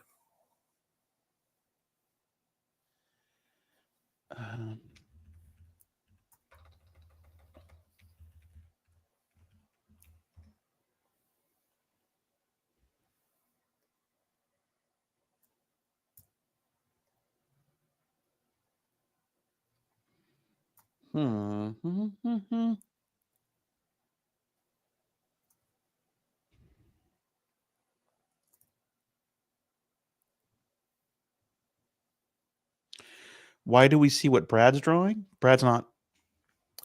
Oh, well, I could share my screen, I guess, but right now I'm not drawing. I'm doing like. Hey, Chris, you want to come in here and talk with us? I can send you a link. You can come hang out with us. That's Chris Eliopoulos, letterer extraordinaire and co-author of the I Am children's books. Here, I will send you an invite. Only if you're bored. Stop it. All right. Let me. How can I send this to you? I guess I could DM you over X. I don't know. I don't know how this one works. Hold on. Well, I just got to send him a link.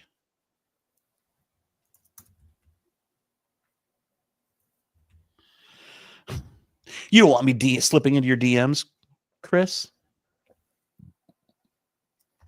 There you go. Join us.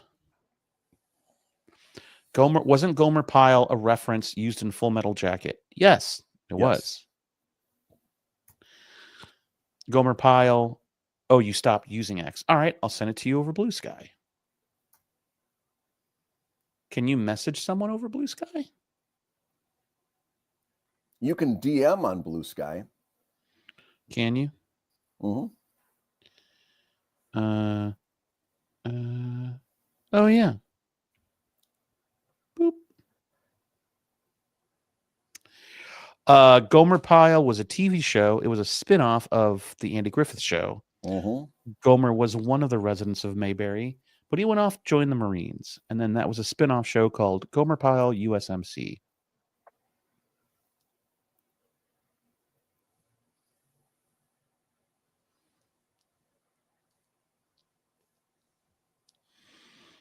And then Jim Nabors decided he didn't want to do comedy anymore, and he became a very serious singer. Oh. Yeah, he didn't like that character. He kind of distanced himself from that after a little while.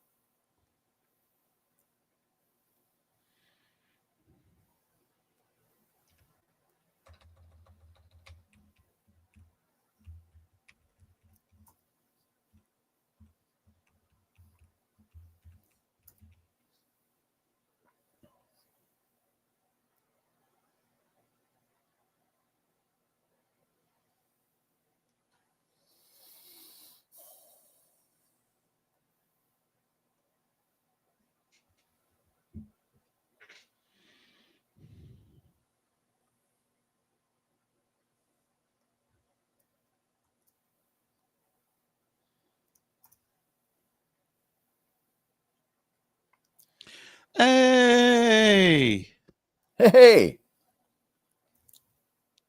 Why does he have his name as Short Cartoonist? Short Cartoonist? Self-deprecating. We're also self-deprecating. We can't hear you, Chris.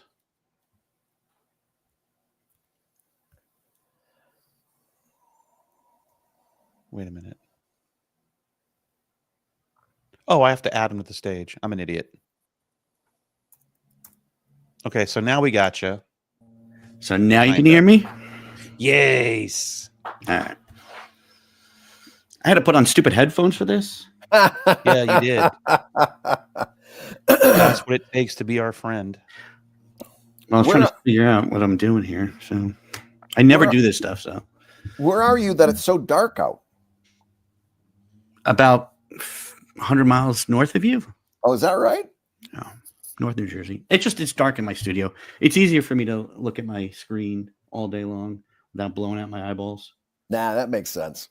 No, it's just that there's what appears to be windows in the back and it's all blacked out. So we just assumed it was dark outside. Yeah, that's like, I don't know. Well, there's my comic book rack. And Jealous. And there's the hallway out to the bathroom if you want to go. Oh, that makes sense. That makes sense. So they're not outdoors windows. No. Just. So what is going on today, gents? Oh man, I don't know. What are you working on? I'm working on book 2. I got to get book 2 Still? out. Yes. Dude, you haven't talked to me in a long time because you knew I'd yell at you for not getting your shit done. I know. Listen. I'm listening. That's it. That's the end of it. That's all you have to say? Brad, Scott would call me up and I'd have to like yell at him to just get the work done. He was, I have so much to do. I can't get it all. And I just was like, just do it. Just put your head down and get through it. Yeah. My buddy Kevin McShane, he would always, if he ever pings me, and we end up talking, I always ended up with, we should do a podcast. And he always answers the same way. And he goes, finish your goddamn book. That's his answer to, we should You do sure a that podcast wasn't me who said that? No, I mean, you do as well. You did say, hey, we should do a podcast. And then I said, maybe you should do your book. I don't know how I ended up being the one guy having to do 200-page fucking graphic novels. No one else is doing 200 pages. No, my two were well over 200. I just pitched another one and they want to buy it, but I'm like, do I really want to do this again? Picture books don't take as long. Join me. Validate me. I know. I should just do it. It's been a while. That must be an exciting feeling to pitch a book and have somebody buy it and know that you've got that power, you know? Yeah, no, my publisher's she's wonderful and likes my work. And I was telling a story about when I was a kid and how I had no friends except for the Peanuts characters. Uh-huh. And she was like, okay, you sold me. And you're like, that was not a book. I didn't realize this was a pitch. Yeah. So she's like, write it up. So I wrote up like a quick page-long thing, and she's like, all right, I want to bid on it. I want to pay for it. I want to buy it. And then my agent said, do some more work so we can get more money. So, and are you, if that would come to pass, would you use the actual Peanuts characters?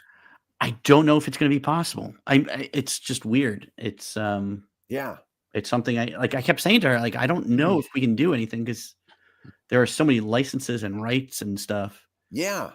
So I have to see. I don't know. It's look, it's right now. I haven't agreed to anything, so it doesn't hurt to ask Jeannie. Very true. And she was very nice to me when we went to go see her. So, and then all the folks up there in the museum were great. So, oh yeah. Yeah, Jeannie kept hugging me. Do you get hugs all day long from her as well? I did get a hug. We stay at the guest house. She invited us over to her place. And afterwards I got a hug And then I went, thanks for having us over, Mom.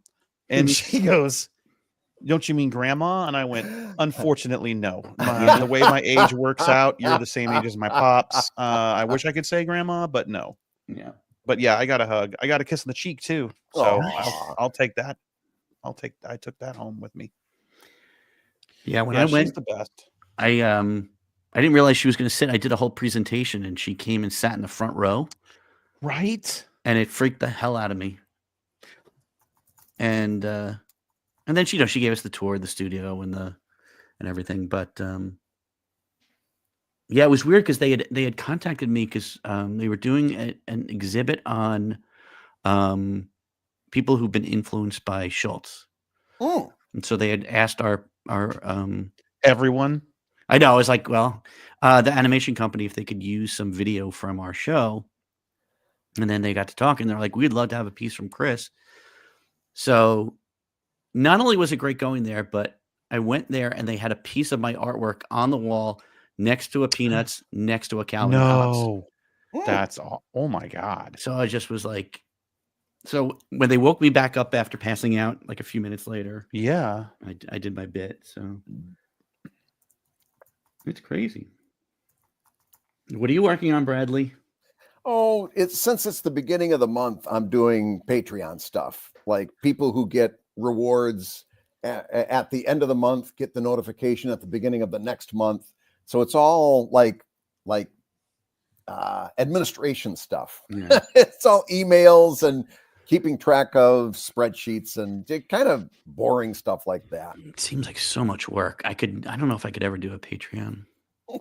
I love it. It's a ton of work, man. I love it. He's good at it, but I'm the same as you, man. It's a huge commitment. You got to be organized. Are like you super organized? Yes. You have to get organized fast. If you're going to do, especially like if you owe somebody a reward that, you want to make sure that you're keeping on top of that. Like I've got original art that you can get after 3 months of consecutive payments. And it's like, if I were to do that all over again, I don't know that I'd recommend it for somebody, but especially a 3-month like variable, you gotta just sit. I literally have this spreadsheet that I'm tracking it all by hand, and it's not great. Oh God, that sounds like so much work. I mean, Apparently, I get it. Patreon and polyamorous relationships require impeccable planning. You know this from experience? No, but a buddy of mine, it was is my age and was on the dating scene, and I was like, well, is it different? How's dating at our age? If you're gay, is it better? Is it worse? And he goes, oh, it's way worse. The gays are so superficial and they won't drive more than a mile. And I'm like, what are you talking about? And he's like, oh, it's terrible. Like, there's nothing worse than being an old queen. And I'm like, well, we're not. Okay, well, yeah, we're old. And then he was like, Colby was telling me one of the first things that happens when you start dating is he kept running into guys that wanted to have open or polyamorous relationships. And I was like, oh, that's a thing. And he's like, oh yeah. It's a big thing. And I'm not into that. And I don't want to do that. And I was like, okay. And then I was talking to my other buddy and saying, yeah, my friend Colby paints a pretty bleak picture for the dating scene these days. And of course he's married, so he wouldn't know what it's like dating now. But then he was like, oh yeah, you can't polyamorous, you got to be really good at scheduling for that. And I'm like, what? And he's like, oh yeah, you can't enter a polyamorous relationship unless you're really, really good at scheduling your time. That's the number one requirement. So yeah, Patreon and polyamorous relationships, buddies, requires a lot of expert timing. Well, I mean, I was trying to think of doing I have a Substack, but I've been sort of just letting it sit and not doing anything. Same. And everybody keeps saying, oh, we want to pay you to do stuff. And I'm like, I already have like 3 jobs. I don't need another one. Who's offering? I'll do it. No, I'm just kidding. I got to finish this goddamn Would you book. do it for me? Yes. At this point, well, I don't know. Ask me next week. My wife's looking for work. Oh no. Yeah, she lost her job. Well, more Fortnite for us. I think it's a good thing because her job was not great and her boss was not awesome, and I think she'll easily find a new job that's better. So, but yeah, no, not great. Tell her I miss her. Holiday times. I will. Our polyamorous relationship is dwindling now that she's. Yeah, there's a whole new season of Fortnite too. So, yeah. My kids are all like, "Let's go, let's get started." Oh, really? Well, because it's like an all new season, so they're like, "Hey, we want to play again," and I'm like, "I haven't been on, and I've only been on to update stuff, so too busy. I got too many books to do. Too many." Those are good problems to have. Hey, I ain't complaining, my friend.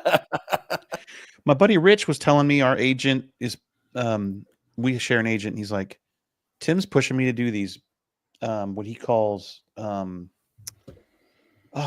fuck. What was the term he used for them? Bridge That's the term? books.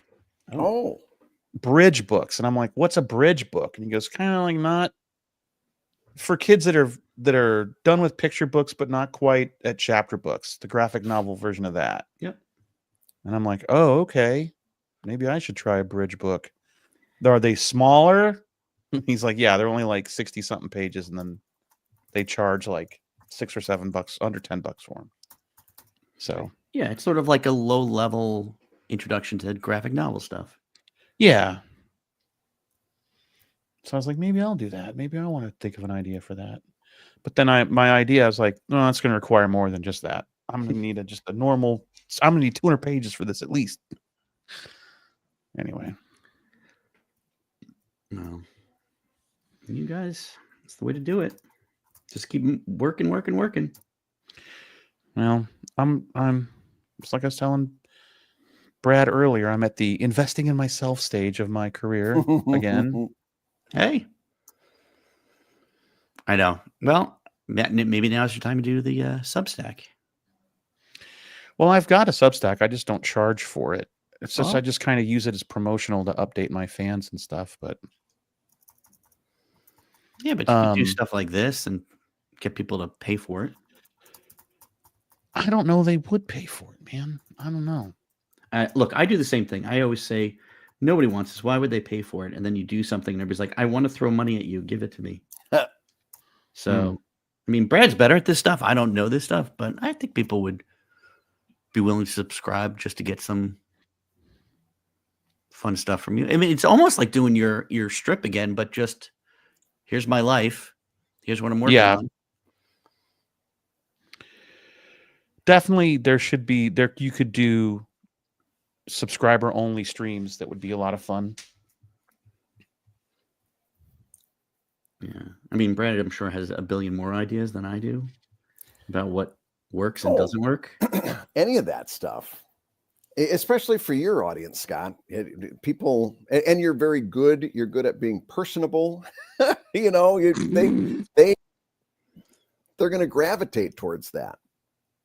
You're very fun to be around. Wait, he is? Am I? Well, on the screen you are. That's not what I'm hearing. That's not what I'm hearing from people. No, you're in joy. People are feeling very threatened by me, Brad. Oh, dear Lord. I'm invading safe spaces. No, not. I'm sorry. A shared space. Anyway. Are you using a glove, Scott? I can't. I've never used a glove. I can't do it. I just noticed that Brad's using it. I'm using one. I didn't know if you do you guys like them? I can't draw without it. I've actually now started drawing analog with a glove on. Oh, really? Yeah, because the feeling is so weird not having it on when I'm drawing. Wait, what does the glove do for you? What am I missing? It keeps you from sticking to the screen and yeah? Your big fat sweaty palms that I always seem to stick to my Cintiq. It would be nice because I have it's not Raynaud's disease because my fingers don't turn white, but my fingertips and my toes are always freaking cold, and my fingertips especially. So if Cold I had a fingers, glove, healthy Scott. am I what? No, I just said cold fingers, healthy Scott. Was it cold nose, Yeah. healthy puppy? It was cold nose, warm heart. Oh. I remember that back in my Iowa days. Uh-oh, what did I just do? I merged some layers. Was that the wrong layer to merge? What'd I do? See, you don't talk while you're working.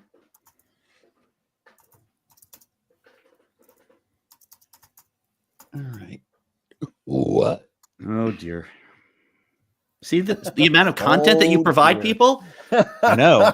Had to bring that up. Listen. That's what you said when I came on. You said listen and then said nothing. Yeah. That's just kind of a default thing I say sometimes. Listen to me. Listen. My father used to do that all the time. Listen. Just listen. It was usually It's a few slippery cocktails outside. in, and then this is what you got to do. Just listen. Listen, Gavin has a good question, and it's something I want to bring up because actually, if I made a bad decision, don't tell me. Well, maybe tell me because I can still send it. Is back. it this Anyway, question? it is that question. Okay. So because I was able to get my head above water because of those consultations that I was booking this month, I was like, oh, you know what? I need a little tax write-off for the end of the year. So I do quite a bit of work at home in the corner of of this room, but it's on the little Wacom One, which is very nice. I like my Wacom One, but it's a small screen. And I'm like, I'd love to have a little bit bigger tablet to work on when I do work from home. Mm-hmm. And so, of course, the Cintiq, this thing I've got that I'm working on it here at the studio is, I think, a Cintiq 24. I love it, but it's like $1,200, $1,400, and Yeah. I didn't book that many consultations.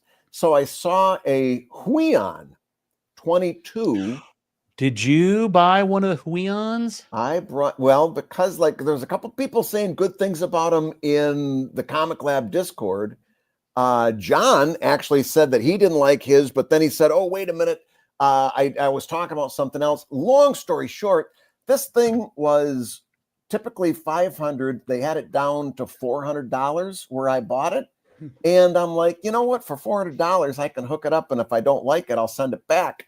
But I just got a Huion 22 that I'll be testing out at the end of the week. And I'm a little bit excited about it. That's awesome. Yeah. I want a full report. But I guess the reason I brought it up is, do you guys have any experience with a Huion? No, I always stick with Wacom. I don't know why. I mean, I even tried it on the iPad, and it just the way my arm angle is when I'm drawing, I think I brace my arm to when I draw, and I can't get that angle. I've tried that sketch board. Have you ever seen that? Oh, yeah. Even that didn't work because I couldn't lean on it too much, or it would kind of just the stand would flip under. But I think, what am I up to? I was up to at one point. I got one of those like giant 30-inch Cintiqs. They had it at one point. Oh, It's yeah. just huge, and I couldn't. It was so unwieldy. And I was drawing in this much space. Yes. And why do you have this whole big thing if you're drawing in this little tiny space? So, Oh my God! Look, check this out. So, this is the 27-inch. mm-hmm. It is big, Yeah. and I've had to train myself That's what she said. to use the whole thing. I was drawing in one little corner of it. Mhm. Now, when I'm going off my script, it's cool because I can draw on the left side on my script on the right side, but it is way, way, way too big. And I wasn't going to get the big one. And then my brother's like, just spend the money. Just spend as much as you can. You get as much as you can when you've got it. Yeah. Because you'll regret it, but I don't know. Yeah, because you can't go up. You can go, like, if you get too big, you can always work a little smaller. It's okay. But if you get too small, you can never go big. Yeah. I like it. I don't regret it. I don't regret anything. Regrets? Especially that polyamorous relationship. I've had a few. Exactly. Oh, man. Although I got to tell you, I introduced in Evil Inc. I introduced a throuple, and I've never had so much fun writing a relationship than when I started working with a throuple. There's so much to work with there because it's an added dimension to the typical relationship. And I've been having a ball doing them. I have a question for Chris Eliopoulos. Yeah. Okay. So Brad does Not Safe for Work comics. Right. Could Brad ever, now that he does Not Safe for Work comics, could he try to sell could he try to break into Kids Lit? Yeah, why Or is not? that gone to no one cares? I don't know about I mean, that. look, I don't know. I mean, I remember watching a documentary on Maurice Sendak, and he talked about being gay. And back in his day, if people found out that he was gay doing children's books, there would be this thought that it was, tawdry or whatever. But I think these days, like, it's funny. People ask me all the time, how do you get an agent? And the whole bit I said is just provide a good manuscript, send it around, and find somebody that's willing to sell. You have to have a product to sell. They're not buying you, they're buying the product. So, Right. I don't think they really care. I mean, obviously, like, you don't want kids going online and searching, for Not Safe for Work, but you have it behind a paywall, I would assume, Brad. Oh yeah. Oh, yeah.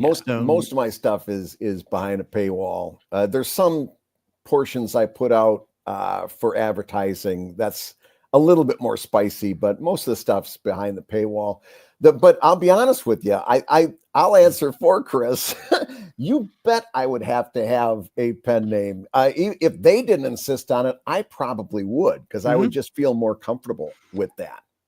I was actually thinking about that one the first time when I got into the business, because weird story. There's another cartoonist out there named Chris Eliopoulos who's doing children's books. Stop it. I know. Jeff Smith, there's only one. Yeah. Yeah, there you go, Jack Black.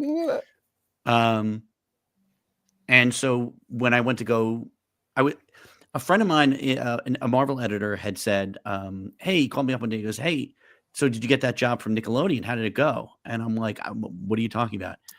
And he had recommended me for a job. The person looked me up online and saw this other guy's info, contacted him, hired him. I assume he did a good job. They were very happy with it and thought it was me the whole time. Oh my God.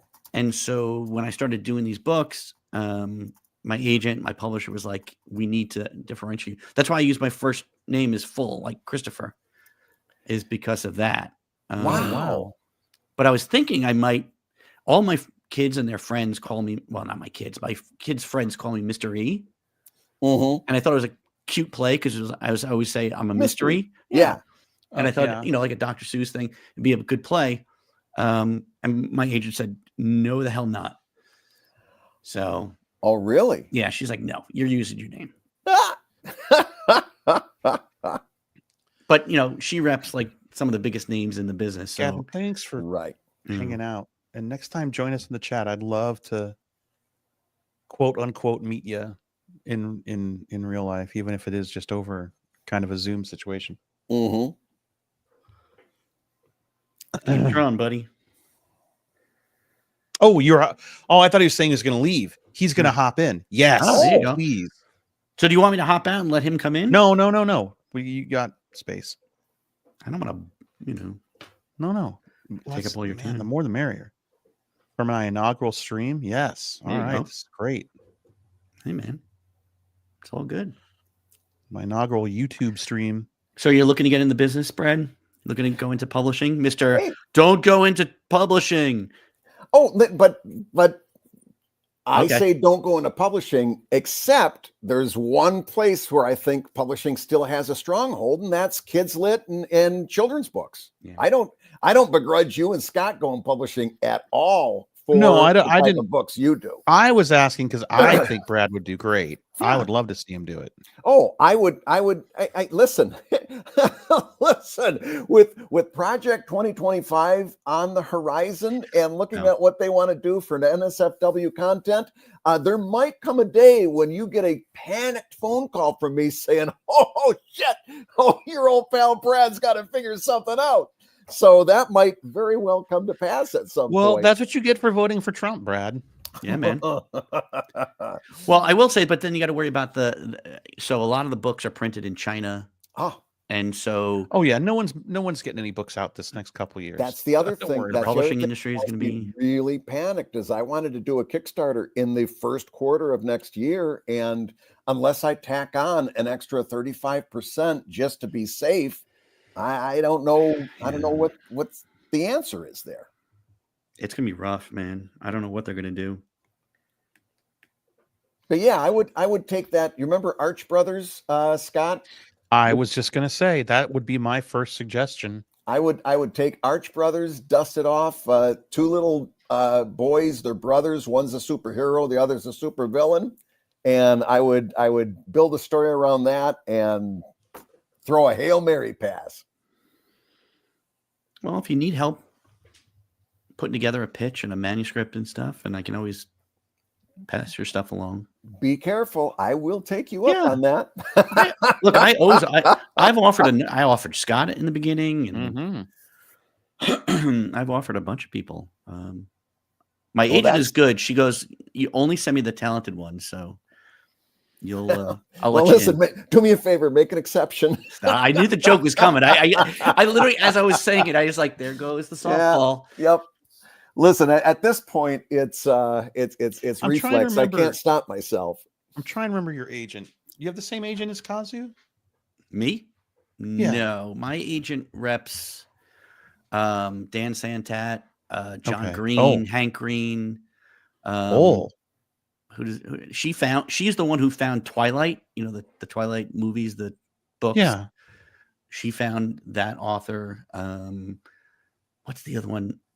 What's the one? It's like an X-Men ripoff. It's the School of Extraordinary something or others or something. Oh, like that. Miss Peregrine's. Yes. Yeah. Ransom Riggs, is that his name?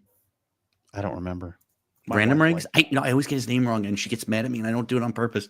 I met him too. He's a very nice guy. Random Riggs? Ransom? Random Riggs? Ransom? Random Riggs? Ransom? Can't remember. See, I'm so bad. Yeah, so I'm like the bottom of her client list. I'm like all right, if I got to tolerate you, I will.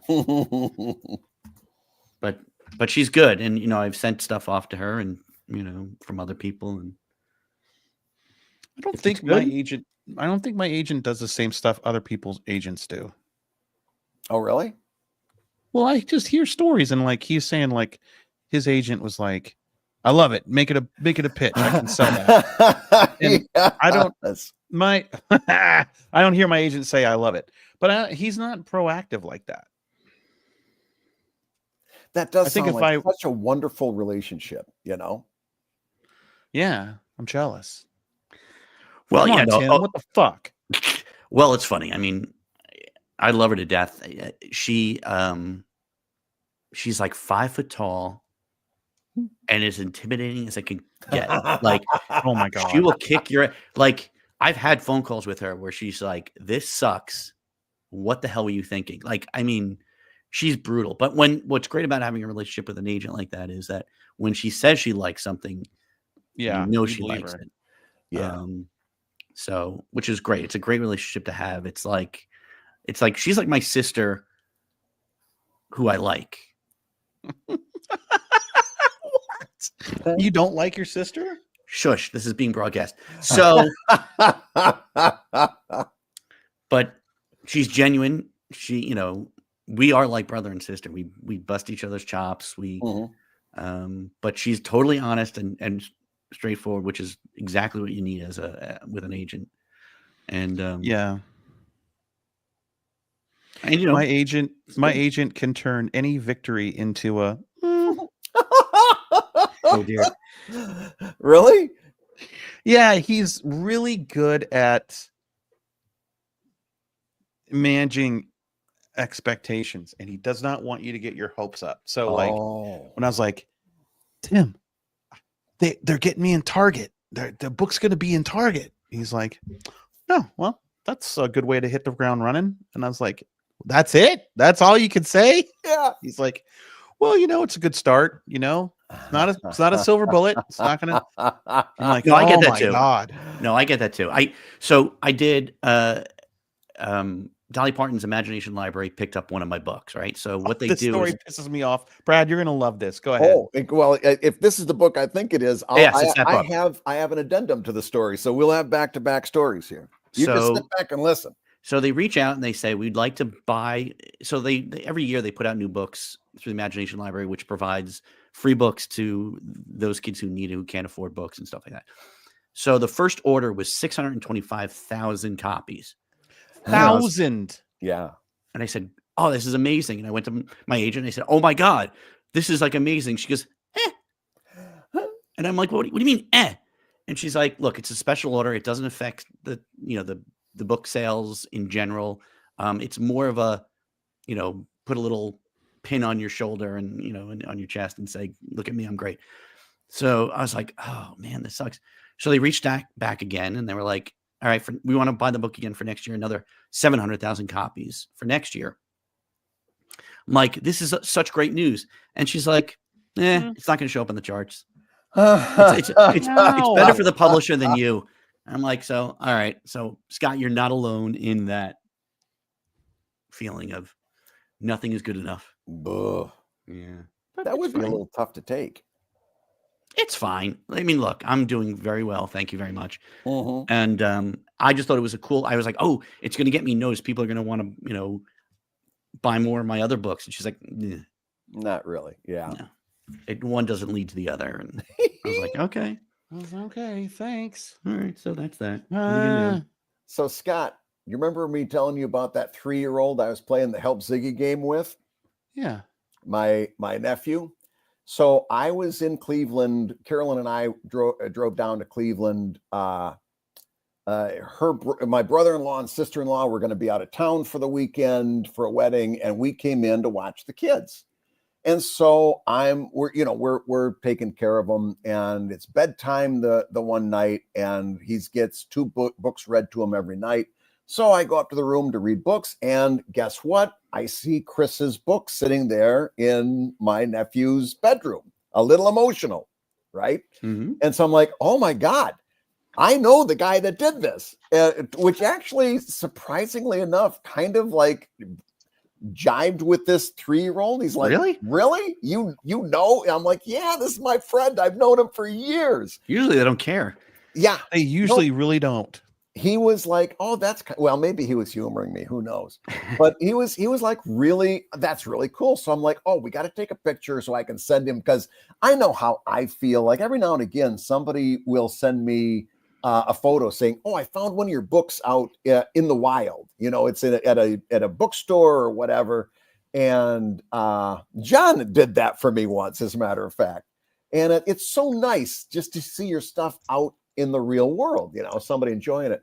So I said, we got to take a picture. So we took a picture and I sent it to Chris. And so what Chris does next, he says, oh, do me a favor, send me their address.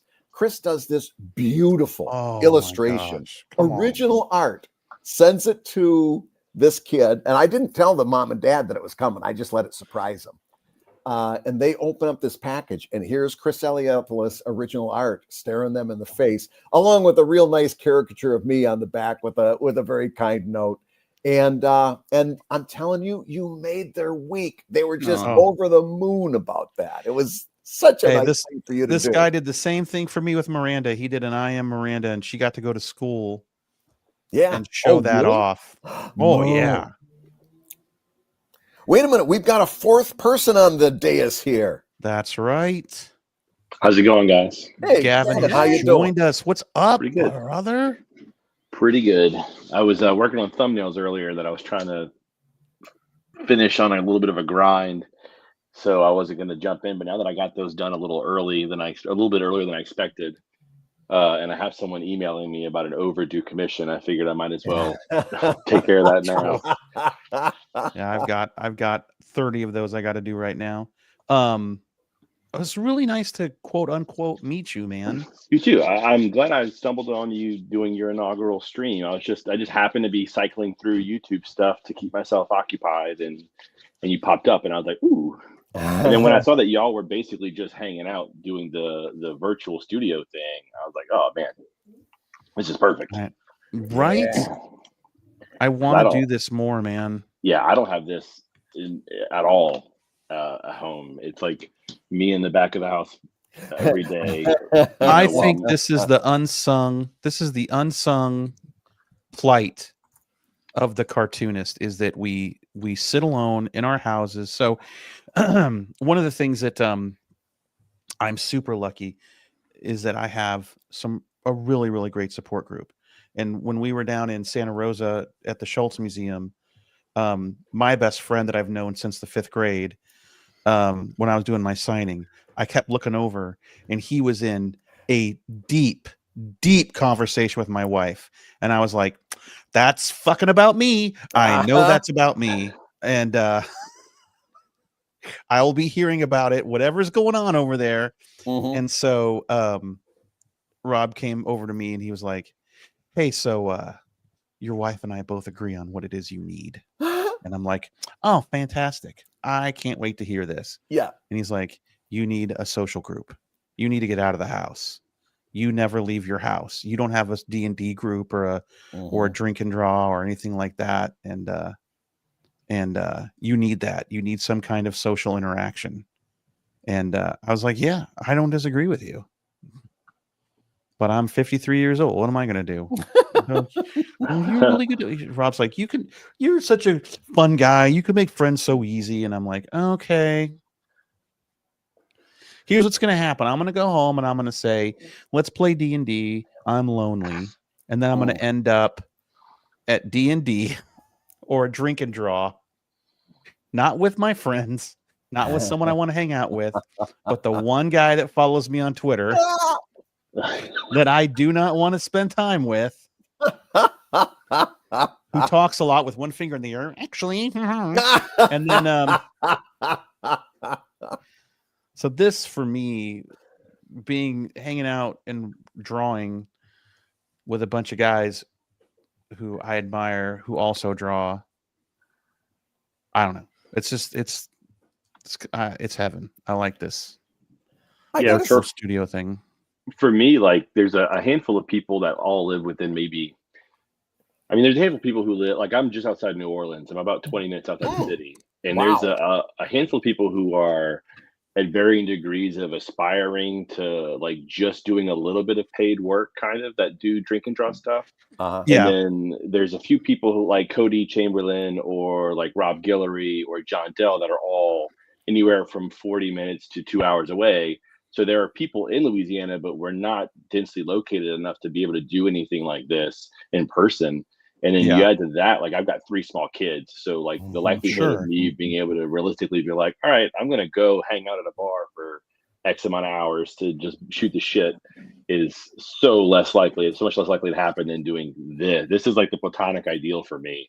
You can jump on and off as quickly as you need to. Yeah, I haven't had the studio vibe since since I left college, which was, I'm younger, but even for me, it was 15, almost 20 years ago. So like, I'm super jealous of my friends who do have studios that they work in. Because even if not everybody's working on comics, it's just something about having other people doing creative shit around you while you're also doing creative stuff. Yes. It's such a nice vibe. Well, yeah. Also, because if you've got something on your mind, or you're kind of struggling with a issue, a challenge, whether it's drawing or writing, you can say to that group of people, here I'm stuck. Help me out. And you don't have to give them all the backstory. Everybody kind of knows the same stuff, so you can get a lot better help than you could if you were just phoning a friend. Yeah, well, like I'll bring out stuff to my wife every now and then. She's like, I don't know. Yeah, I don't know. It looks fine to me. What do I know from 3-point perspective? Just draw the guy flying through the air.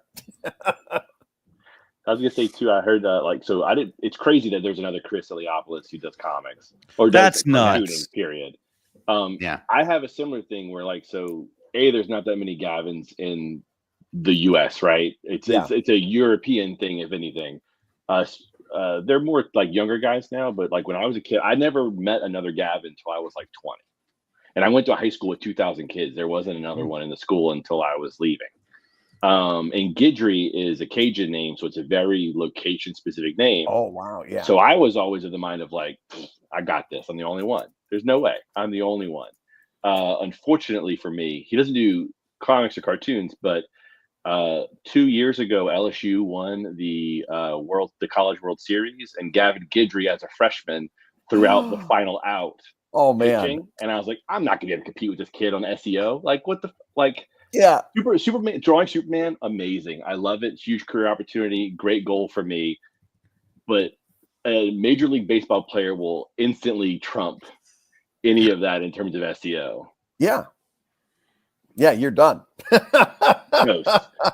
Thankfully, though, I'm a little bit older than him, so I snatched up all the domains and all the Smart social media accounts. Yep. Yeah, that's what you do. The last I had to do that too. Did you have to do that? Oh, every time a new social media came up, I Park it. Yeah. Yeah, Yep. I do the grabbed same. it. Yeah, it's rough. I mean, it's funny now because his work will show up online if you do a Google search, and I'll go to school visits and they'll have some of his stuff like up Oh, on that's there. crazy. No. Like, that's not me. And they're like, what? So yeah.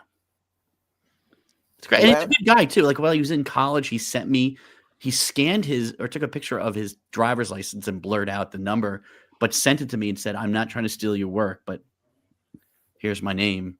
And then of course he went on to pitch for the A's. So, Are you guys similar in age? Do you know? He's younger. I got the name first. He was, like you said, he was still in college when I was already like a pro for years. Okay, yeah. But wild. But like I said, now he pitches for the A's. I had to get that joke in there. But oh yeah. Who are you talking to, Angie? Hi, Angie. Angie, Chris Eliopoulos says hello. So does Brad and Gavin, but Brad's there. Angie and I have played Fortnite together. Brad Geiger, I'm talking to, and a comic book artist named Gavin Guidry is also hanging out with us. Well, Angela says hello, but what's funny is I just heard her from the other room where I know there's no one but dogs, and I hear her go, "You happy with yourself?" What did he do? Oh, this to me, right? I hope you're happy with yourself now. You'll show me. Uh-oh. That's not a good. That's never good to hear. Not when a basset hound is involved. No. Mm-mm. It's not great with children either. I bet. Yeah, that falls under the wait till you see this. Yeah. Look what your son did. Look what your son did. Yeah, I was just gonna say. But my wife does that with our cats too. So like whenever Louis, who is ostensibly my cat, even though he's a family cat, of the four, whenever he does something, it's always like, you won't believe what your cat did today. And then the kids, of course, it is always like, oh, your daughter or your son was doing this or that. Oh, you sent me a text. She'll never take ownership of it when it's the bad stuff. Uh-oh. How did he do that? He made a big production about getting into the and he got in and started digging at the back to pull the heating pad out. Old man Scotty has a bad back, so I have a heating pad on my chair in the living room, and somehow the dog has managed to get on my chair and pull the heating pad over himself. Oh, nice. I was thinking you were going to say you used to have a heating pad. Oh no! Now a wee-wee pad. That's not so bad. It's a wee-wee pad now. Yeah. I don't know, man. Do you use the G Pen as well, Brad, when you're inking? Well, that's a good. I just use whatever came with my Cintiq. Is this a G Pen? No. What in friend and Studio brush are Paint. Oh, you using? The hell do I use? You know what? I made a decision years ago when I first started doing Clip Studio, and then I just stuck with it because it was good. It's called Inker Brush version 2. Is that a Frienden brush or? It might be one of the ones that came with Clip Studio. It's just a plain old inking brush, and as much as I like that's what I use for inks, and I think I use a pencil called Darker Pencil for my sketches. But like I kind of got into the zone where I landed on one inking brush, and unless I'm doing something really, really hyper specific, like horizontal lines, and then I've got that one brush that does 6 lines at a time for cross hatching. Unless I'm doing something hyper specific, I just keep it with that inking brush and use that, you know. So you didn't like play with it and readjust it and make it No, your own? you know what? I just oh no, I can't futz with those. I don't know what I'm doing. I'll make the brush worse every time. You go in and futz with your brush settings? Oh God, I've made all new types of brushes. Really? I created special effects ones like Kirby dots and. Oh, so now those I download. Yeah. I created one that's like a star field or whatever. Oh, nice. Yeah, I mean, it's just, I don't know. I guess I got in early enough that I was like, I got to figure. I did that, when I was lettering and I had to learn Illustrator. I just kind of dove in and tried to figure it out as I went, and so I was so further ahead of everybody else because I knew what the capabilities were and had it creating fonts. Like everybody today is a quote unquote letterer, but they've never created a font or never lettered by hand. And yeah, I don't want to say they're not professional letterers, but it's sort of like, the Jedi has to create their own lightsaber before they are considered a Jedi. I feel like you should either learn how to hand letter or build a font. Really interesting. But this fucking nerd. Shut up. But yeah, you see, Scott, the font itself is the Kyber crystal. Thank you, Steve Sketches. I appreciate the raid. I don't know how we're doing number wise, but on everything, but I guess I am I'm dual streaming to Twitch and YouTube right now. Okay, cool. Oh, how cool. I forgot I set it up to do that. Totally forgot. We got a bunch of people coming in from Twitch right now, and I don't know whether we've got somebody. Keller says they follow you on Twitter, and Bright Honey said some nice things. The chat's been just amazing, guys. I think we got something here. Yeah. Well, listen, at the risk of being the first one that poops out, I've got a couple of shipping things I've got to do before I end the day. So no, that's fine, Brad. I out. Appreciate you jumping in. I miss you, buddy. Yeah, this has been great. This is a great way to do Monday. I appreciate it. Yeah. Good chat. We haven't talked in a while. All right, guys. I'll talk to you later. Chris, Gavin, nice to meet you. Scott, too. We'll talk to you soon. Yep. Bradley. Kick him out. Kick him out. Brad's the best. He is. He's a sweetheart. He is such a genuine guy.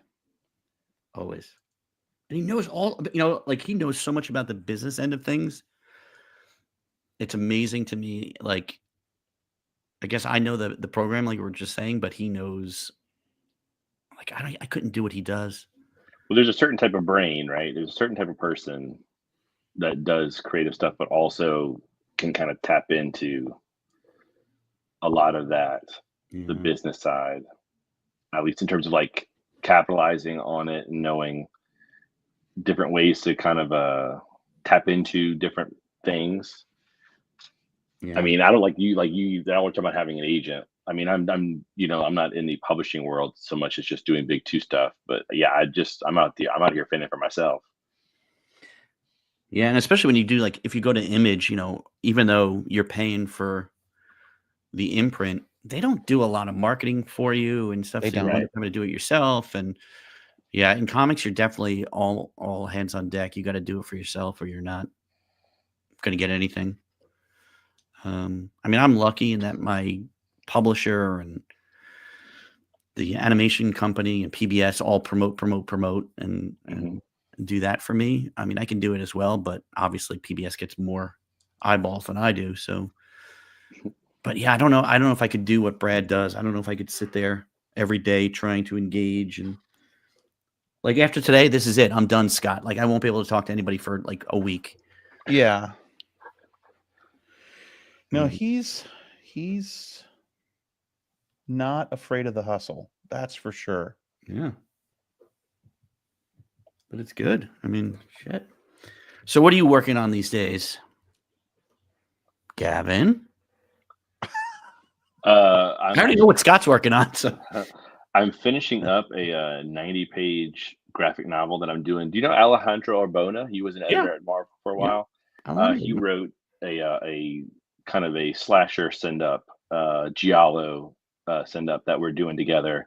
I'm on page 80. I do thumbs in batches of 4, and I was thumbnailing up to page 87 earlier. So I'm really close to being done. And I'm penciling an all-in book for Marvel, just an issue for DC, and then I've got a Marvel issue on deck for after that. Cool. Other than that, I'm kind of in that point where I'm like hoping for a longer thing to just kind of come in. You know, like I'm sending out the emails and have editors who are quote unquote looking for things, but you never know when those things happen. When they actually come in, you'll sit here, you spend 3 or 4 weeks anxiously worried about it, and then all of a sudden you have 3 offers, and you have to kind of like pick and choose. Freelance life. That's what it is. Rains and pours. Yeah. But yeah, other than that, just a bunch of covers. DC in particular has all of a sudden started throwing me a ton of covers, which I love because you could turn them around so fast. Yeah. Nice. Yeah. Yeah, that's a freelancer curse. I had an editor one time, whatever it was. She was like, "Hey, can you letter this book for me?" And I was like, "Oh, I'm really swamped this month. I can't do it." And she's like, "Okay." And like 5 years later, I was like, "Hey, I'm looking for some work or whatever." And she was just like, "I thought you were busy." I'm like, "I turned down one book." You're like, 5 not years that ago." busy. Damn. Yeah. So that's like the freelancer curse is always, Yeah. you It's say no hard once. saying no. Yeah. Yeah. I had to do it a few times with Marvel because it just was things like not working out in terms of the scheduling. Mhm. Because I am, you're spinning so many different plates that it's a thing where like, oh, cool, they brought me 3 issues of a thing, but I have an issue here, and then I've got other commitments and all these things going on where it's like, well, I can't quite squeeze that. I could like, there's always part of me that's like, can I? I could probably do it, right? I could kill myself and squeeze this Yeah. in. But it was always tight enough that I just erred on the side of caution. And you do get kind of anxious about that, especially being like a newer, I've only been doing big 2 work for the last year and a half or so, 2 years. But I had people who were like, look, they're going to appreciate you for being honest Yep. and for not putting them in a worse situation. And so far, that's thankfully been true. But yeah, it's always kind of like, it's tough to simultaneously be someone who is asking for work and then turn work down.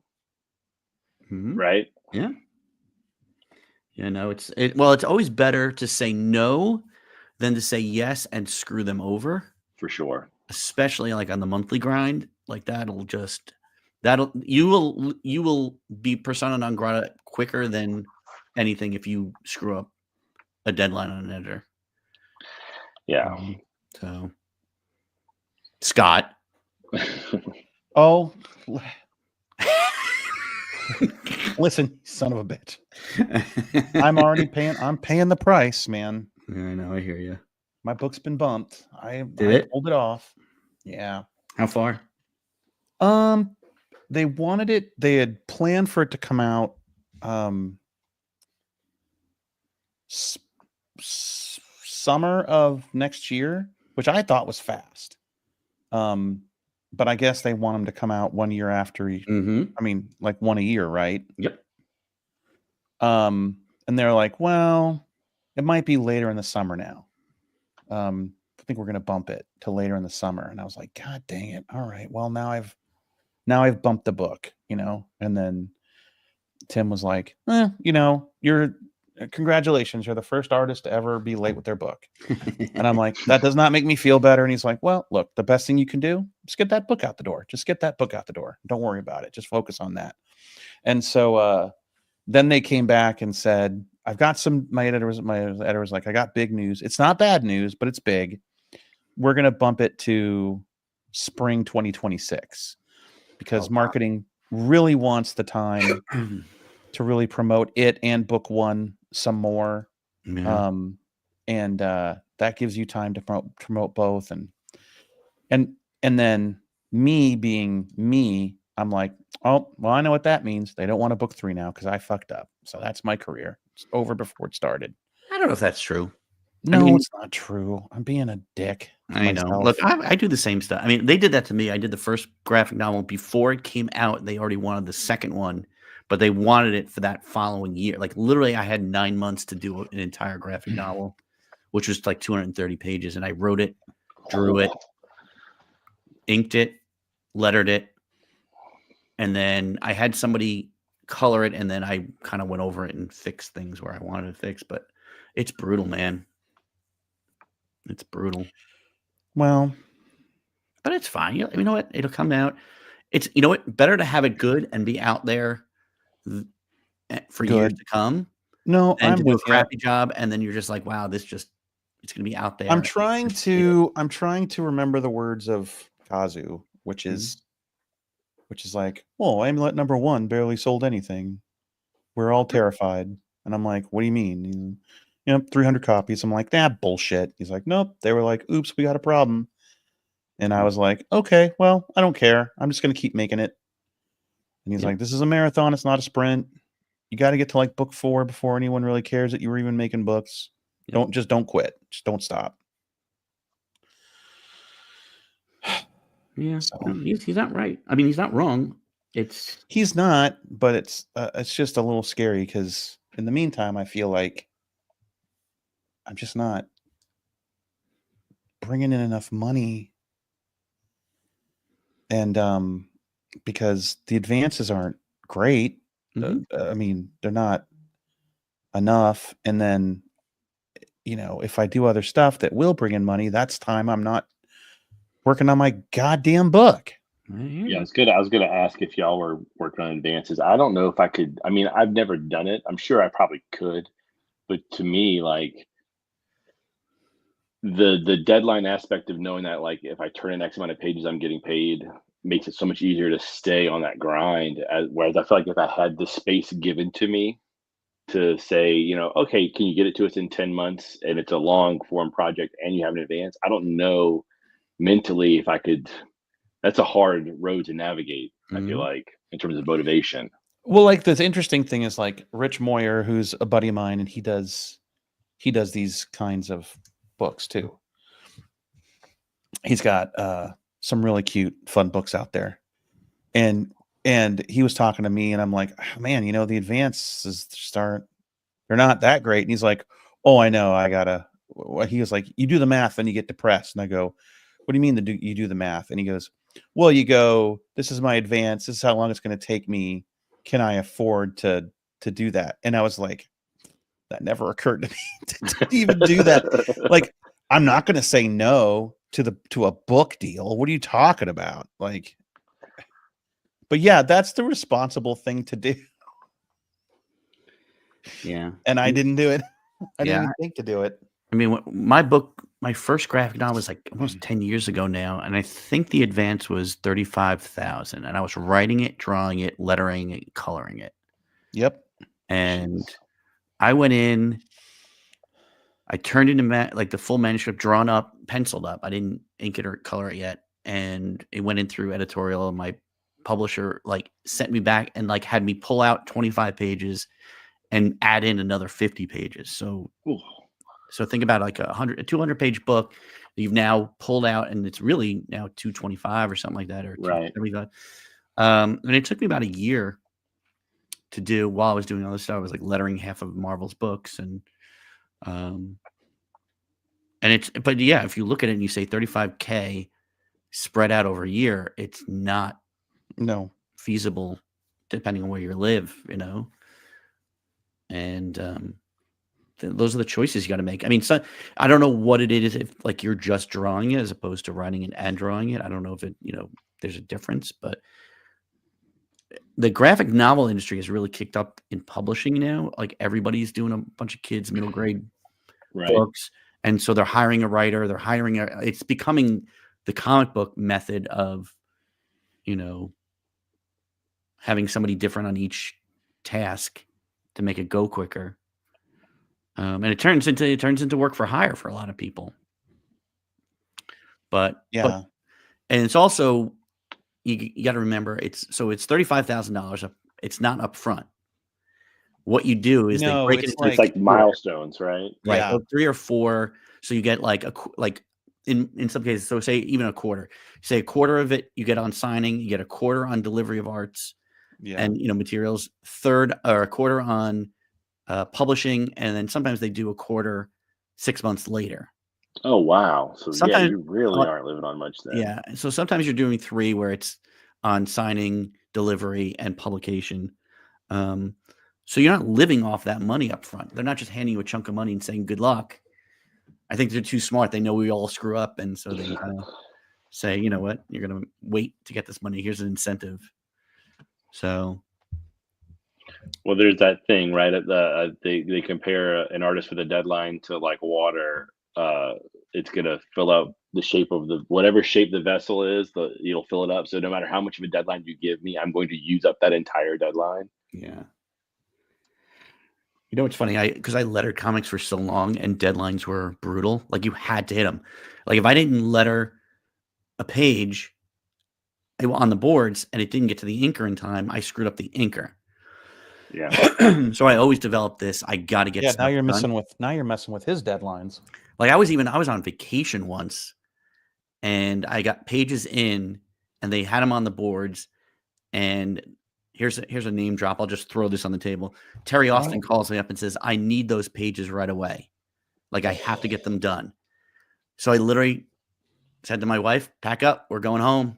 Wow. And we, I went home and worked. But that's the gig. Mhm. And so these days, like I'm on the last spread of penciling a book, and the due date is next Tuesday. So I'm already a week ahead because I don't like making people wait. So Yeah. it's when I went freelance, I was working at Marvel. I went freelance, and I asked an old time lettering guy, this guy, Jim Novak, any advice. And he's like, treat it like a normal work day. You get up in the morning, go exercise, do whatever you got to do, get to work by 9, get dressed, shave, do the things you're supposed to do like you're going to a job, and treat it like a real job. Don't just, I'm a freelancer. I can work until 3 a.m. And Yeah. No, you've got to. So I've sort of and hit your deadlines. Don't make people wait. You're screwing up somebody else's life if you do. So, sorry, Scott. Did I just totally make you feel bad? No. But it's a different world. I mean, and so I think they like me because I'm not one of those guys who's screwing them over too much. But look, you can only get done what you can get done, though. Yeah. Yeah. But that's I think something else I hear from people. Like I'll hear from my agent, look, you can only do what you can do. And then it's like, oh, you should have gotten that done. Well, it's the balance of get it done, but I also think don't unhealthily kill yourself doing it. Have a healthy routine, but also be efficient and be productive. There's definitely a learning curve, and I've learned a lot the hard way as far as managing time. It's so different being on a traditional publisher's deadline than being on your own deadline because you're doing a web comic. Right. You can be so much more forgiving, obviously, when you're just doing stuff for yourself. And you do. You don't realize how maybe unprofessional you've been doing stuff self-publishing. I mean, deadline-wise, until you're working on a for realsy publishing deadline. And then also when they're like, we need almost a whole year by the time you turn it in to get it out the door. And I'm like, why? Yeah. Because I'm not thinking on everything they're doing or the other people they're working with, or the fact that they get their books from China or Singapore or whatever. And it comes over on a boat. So it takes literally months, not weeks, for stuff that they printed to get here. Like just stuff I didn't know. I didn't know what I didn't know. Yeah, I mean that's why you have Would an I- agent, and they tell you what the problem is and what you have to, why you're doing what you're doing. What I did know was the deadline, so I have no excuse. But it's like my little brother when we first moved here. When he first moved here, he got pulled over because he turned. There's this one shopping center, and he turned, I think, right when he shouldn't have, and the cop pulls him over. Is like, "Hey, that's a no right turn right there. You know, it's a busy shopping center. If everyone did, you know, no traffic would get through." And my brother was like, "I'm so sorry. I just moved here. I'm not familiar with the area, and I panicked, and then I didn't realize until you pulled me over." And he goes, "Yeah, you're new here?" And he goes, "Yeah." And he goes, you just weren't familiar with the way things are around here in the area." And my brother goes, "Yeah." And he goes, "Well, let me ask you a question. Are you familiar with signs? Oof. Because there's a sign right there that tells you." Oof. And Brian's like, "Yes, I know signs. I could have read it." So I have no excuse about the deadline, but Thank you, philosopher. Thank you for your kindness. yeah. Well, yeah, I mean that's the whole other thing. Like I'm literally working on a book that doesn't come out until when does it come out? Next October, November next year. So, but what's Like, I weird? don't even know if they'd be cool with me streaming this, because I mean, I assume they are. I'm working on this book on my stream. Yeah, I don't think it's. I mean, I can't show my stuff yet, and because we haven't announced the book, and there's a whole marketing team behind this thing, so I can't even. But I will say, so they pulled a switcheroo. We originally were supposed to do another historical figure for this book, and then the script was already written. I had started it, and then they decided they wanted to switch off to this other figure. So okay. I was 25 pages into a 40-page book. Oh no. And they went, "All right, drop it and start working on this one." And you still have the same deadline.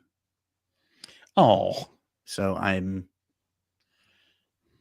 trying to play catch up here. So, but again, I have such a simple style; it goes quick. I'm like Gavin. I put 3 lines down, and they go, "You're a genius."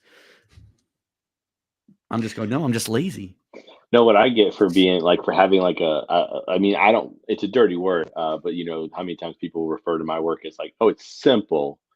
But there's a lot of people like who look at that as like meaning that it's easy, because I'm not throwing like hatch marks everywhere. But I've had to tell people like honestly, for the most part, just going around throwing hatch marks is easier because you can turn your brain off. Because Also, not you every can hide line your matters. mistakes. Yeah, not every line matters when you have a million of them. But when you're doing something that's like with simple lines, like with curves, like watching Scott ink and how many times you will try a curve 2 or 3 times till you find the right one. You have to, because if you left it just a little bit off, it wouldn't feel right. Yeah, And my I think brother. people don't get that. My brother came up behind me one day when I was drawing, and he goes, "What's this bullshit?" And I go, "What?" And he goes, "What's that?" And I said, "That's her hand." He goes, "No, you can't do that." And I'm like, "Why?" And he goes, "Sketchy." And I go, "So lots of people have a sketchy style." And he goes, "It's true. You don't. You have a very clean line and a very deliberate line. That's not deliberate. You can't cheat like that. You got to figure it out. Pick which hand out of the 3 that are in that sketch that is the hand, and then fucking ink it." And I'm like, "All right." Yeah, they're definitely. But yeah, times you where don't I have think a about simple that. style. You have a clean style. Like looking at some artists that are kind of on the rougher, sketchier side in particular, where it's not like a super refined line. I mean, like they're doing a bunch of work, but they're still able to kind of put things down and move on in a way that I'm not necessarily able to do. And there are some moments where I'm like, "Oh, I'm so jealous. Why did I do this to myself?" But I draw the way I draw because I draw the way I draw. You know, like it wasn't a concerted, long form decision that I made. But I do get jealous sometimes. Or you could be Ethan Van Sciver and just hide all your mistakes with The same just a texture million on textures everything. and lines, and Yeah. just fill it up with as much detail as possible. Yeah. Anyway, Wow. Ugh. Let's not go down that road. Every time I see people bring up like, oh man, New X-Men is such a great book. I was like, yeah, but half of it is like so ugly. It's so ugly. See, I know none of this stiff. stuff. I'm so out of it. So damn stiff. Oh, that's New X-Men's a 20-year-old book. Yeah, it's very, very old. Oh gosh, yeah, Oh, 20 years. Did I work on that book? I'm trying to remember. You probably did. I know it's weird because I was at New York Comic Con a few weeks ago, and people bring up books, and I'm like, did I work on this thing? Like, I've done so many, I don't even. And I'm like, yeah, I must have worked on that at that point. I mean, I've been lettering since I was lettering in 1990. Well, and especially as a letterer, you're touching so many titles if you're doing it full time. Yeah, I was going crazy for a while. Like Marvel at one point, they fired their entire staff of letterers and basically said, we're giving the business to you. Oy. So in a week, I had to hire a staff, create a company, and get That's like crazy. 25 pages done, 25 books done that week. That is crazy. So after that panic attack, literally. Hey, you did work on that book.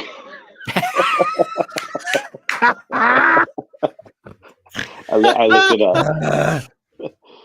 Yeah. So, that's amazing. yeah, it was bad, and it was bad because I had guys working for me. I had to teach them how to do what I was doing and all that stuff. And then I remember this one week, the one guy who was working for me, he had like something wrong. He had surgery on his shoulder, so he was out. So I was covering his books, my books, and then my grandmother died. And Marvel could care less. And I lettered 14 books over a 4-day period while going to my grandmother's wake and funeral. So yeah, you jumped on it on the back end. It seems like you did some issues that Jimenez drew, and that is it Bacalo or Bacalo? How do you Chris Bacalo? Bacalo. Bacalo. I never Bacalo. knew. I've heard it pronounced so many damn different ways. Oh, is it Bacalo? I forgot. I got to yell at Brad because he always calls him Buscema, and I'm like, it's Buscema. Buscema. Yeah. Buscema. Come on, Brad. But yeah, you worked on New X-Men. You didn't work on the Van Sciver issues, so you got lucky. I was saved because they were hideous. Yeah, there was a point where I was like the Kevin Bacon of comics. Like I just was connected to everybody. Like I worked on every book. I know now you're going through my whole list of all the books I've worked on. Well, yeah.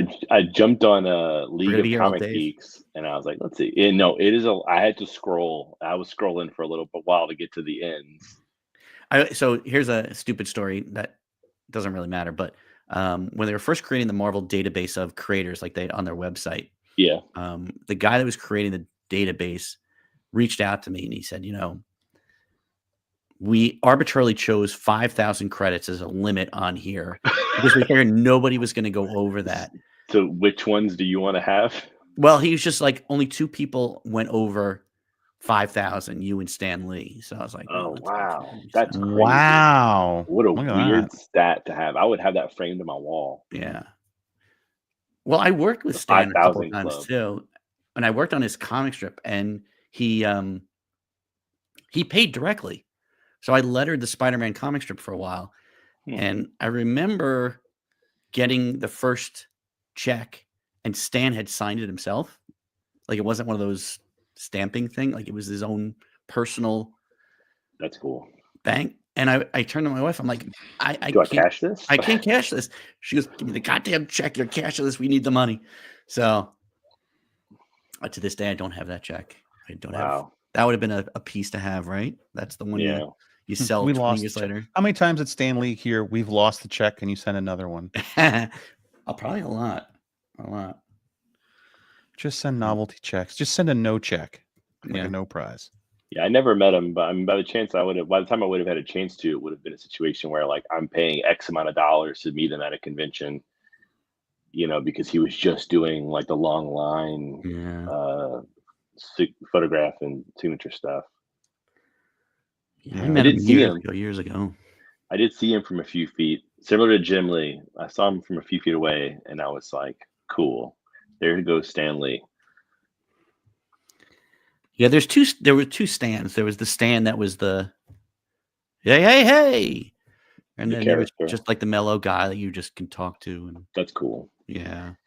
I met him at a Marvel Christmas party, and all he said to me was, "You got it right, kid. You kept your original name, and everybody's gonna remember you, and no one's gonna remember me because I changed it to Stan Lee." I'm like, Oh my God. yeah, sure, Stan. Sure. Because he's not Stan Lieber anymore? Right. Yeah, look, he's being facetious, obviously, because everybody's gonna remember him, and no one's remembering me.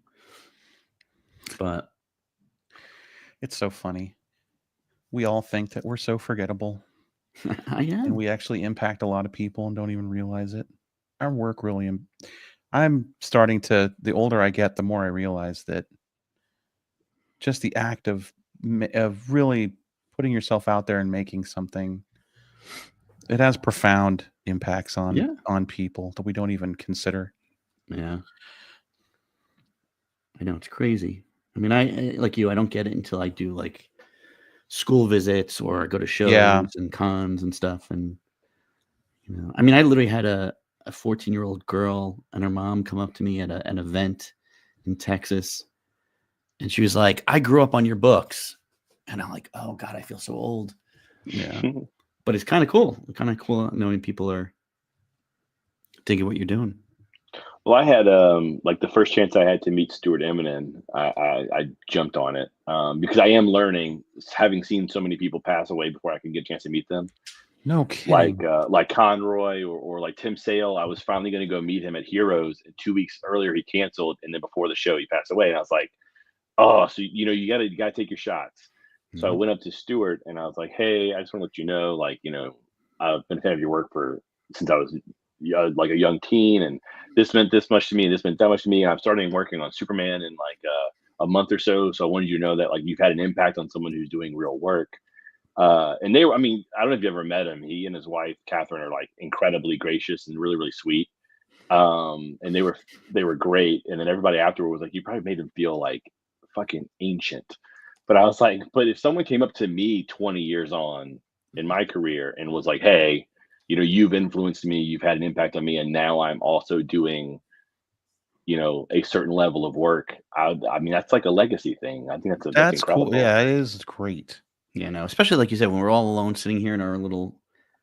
Right. And because even him at that time was like, I was like, oh man, like how you doodled this like 3-line figure in the background with no face, but it just reads so perfectly as an office worker, like 50 yards away. And he's like, no, don't look too closely. And I like don't scrutinize it. Ugh. I'm like, but we won't ever appreciate what we do the same way that other people will. Mm-mm. And really same thing with other pros, right? Like I don't know if you know Danny Earls. He draws so differently from me that when we were together at New York, we were just like spewing over each other's work, because like even for us, when you watch someone else draw who draws differently from you, it's still a magic trick, right? Like there's still things you see someone do that you wouldn't necessarily do it that way. And it was the same thing of him being like, man, I can't do this. I love how you handle this decision right here. And like he was it's Danny, who's a fantastic artist. He won the New Artist Award, or like the Manning Award or whatever. And like, he's a fantastic artist. And then he's at my table, like just flipping through my originals and being like, oh, in his Irish accent, just like going nuts over little details. Do you know Benjamin Dewey? Yeah, I know Ben. Yeah, he's a freak. We were sitting at the Emeralds. We were sitting at the Washington State Convention Center. I don't know what show it was for. Yeah, because he's in the Northwest, right? Yeah, he's in Portland. Yeah. And my brother and I bumped into him and we sat down. We started talking, and at one point we both almost at the same time said, "I wish I could draw like you." And my brother was like, "Jesus Christ, artists! Why can't you just be happy with?" Yeah. Well, Ben's my go-to example for whenever I tell people at shows, like getting commissions in a sketchbook is really smart, because it makes everybody else try harder, because inevitably we flip through it first, right? Yeah. And I was at Emerald City, and it was the only time I've ever been. It was years ago, and someone had a David Bowie sketchbook, and he had done a Diamond Dogs thing with marker, and the Yeah. dogs looked they looked like translucent. They looked perfect. Yes. And it was one of the things where I was like, God damn Ben Dewey. Like, he's the perfect example of like you flip through it and you see it and like, oh, now I gotta try so much harder. He and Good I connected Lord. because he loves Carl Sagan. And when I was Oh, cool. in 96, when my mom passed, my best friend flew to Texas to be with me. And we used to go to Barnes and Noble all the time and just hang out because that used to be a thing you could do, and read books. And he came back with, because I was saying that I was really sick of all the platitudes I was hearing about my mom being in a better place. And he goes, here, these will fix everything. And he gave me Cosmos. No, not Mhm. Cosmos. Contact, the novel. And then he gave me Demon Haunted World, which was Carl's book all about, like, why do we need supernatural and new age shit to believe in when the natural world is so crazy, complex, and beautiful? It's crazier than anything you could come up with supernatural wise. And both of those books kind of helped me. I don't know why my friend knew to give them to me, but I connected with Ben on Carl Sagan. I was telling him all those stories, and he was at Helioscope at the time, and I was visiting. And on my way out, he goes, here, and he hands me like art he had over by his desk, and it was this perfect portrait he drew of Sagan with like space behind him. I'm like, I can't take this. He's like, yeah, you appreciate it. I want you to have it. I just couldn't believe it, man. That was sweet. Yeah. This is the best guy. So I've been streaming since 10:30. It's 2 now. I know, we got to get off. So My wife is I'm already gonna- yelling at me. yeah, I need to take a break. But God, this was nice, guys. Thanks so much for hanging out. Yeah, got to do it more often. Yeah, are you planning? So what's your deal? Are you planning on doing this? How regularly? Well, I have been streaming more and more because I tend to get more work done, especially if I ended up talking with guys like you and Buds, and I'll talk, but I'll just get a ton done. And inking is easy to do that with because I'm not solving problems. I'm just embellishing lines. So kind of shark brain your way through. Yeah, I can shark brain it, but I'm definitely going to do it more often this week. I'm going to try not to do it every single day, and I want to try to schedule it to get people kind of expecting it. So I need to come up with a schedule. So if you guys want to hang out and do this on a regular basis, let's pick a day of the week and do it, because that would be just awesome. But I'm going to try to be a little more scheduled about it than just whenever I feel like it, I'll stream. Yeah. I think that'll help with engagement too. It's hard for me to say a specific day because right. with little kids, there's always nonsense. There's always something, but I'll post about it. I definitely would be up to hop in occasionally for sure. Yeah, I think having I think it would be my goal. My hope is to have a bunch of regulars and people in comics because I think that you can learn so much just by being a fly on the wall when people in comics sit around and talk, shop. Well, thanks to this, I just finished my last page of this book. Yeah, I inked a whole another page when I thought I was going to be done. So, because I wanted to keep the conversation going, but thanks. Yeah, so we'll stay in touch. Yeah. Give me a holler. Never be afraid to jump in. I think unless I redo the studio, the link should be good. Okay. Yeah. Cool. Perfect. And if not, just ask for the link and I'll send you a new link. Sounds like a plan. And for everyone watching, this thing, StreamYard doesn't really tell me that I can see right here how many people are watching, but it doesn't matter. I appreciate you watching. 33 people. Holy crap. It does tell me. We've been live for 3 hours and 37 minutes. Holy shit. Okay. Well, that's good.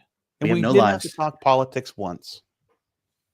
Thank goodness. I had a beautiful YouTube stream with over 10 people watching, and I didn't have to yell at any SJWs for ruining the hobby.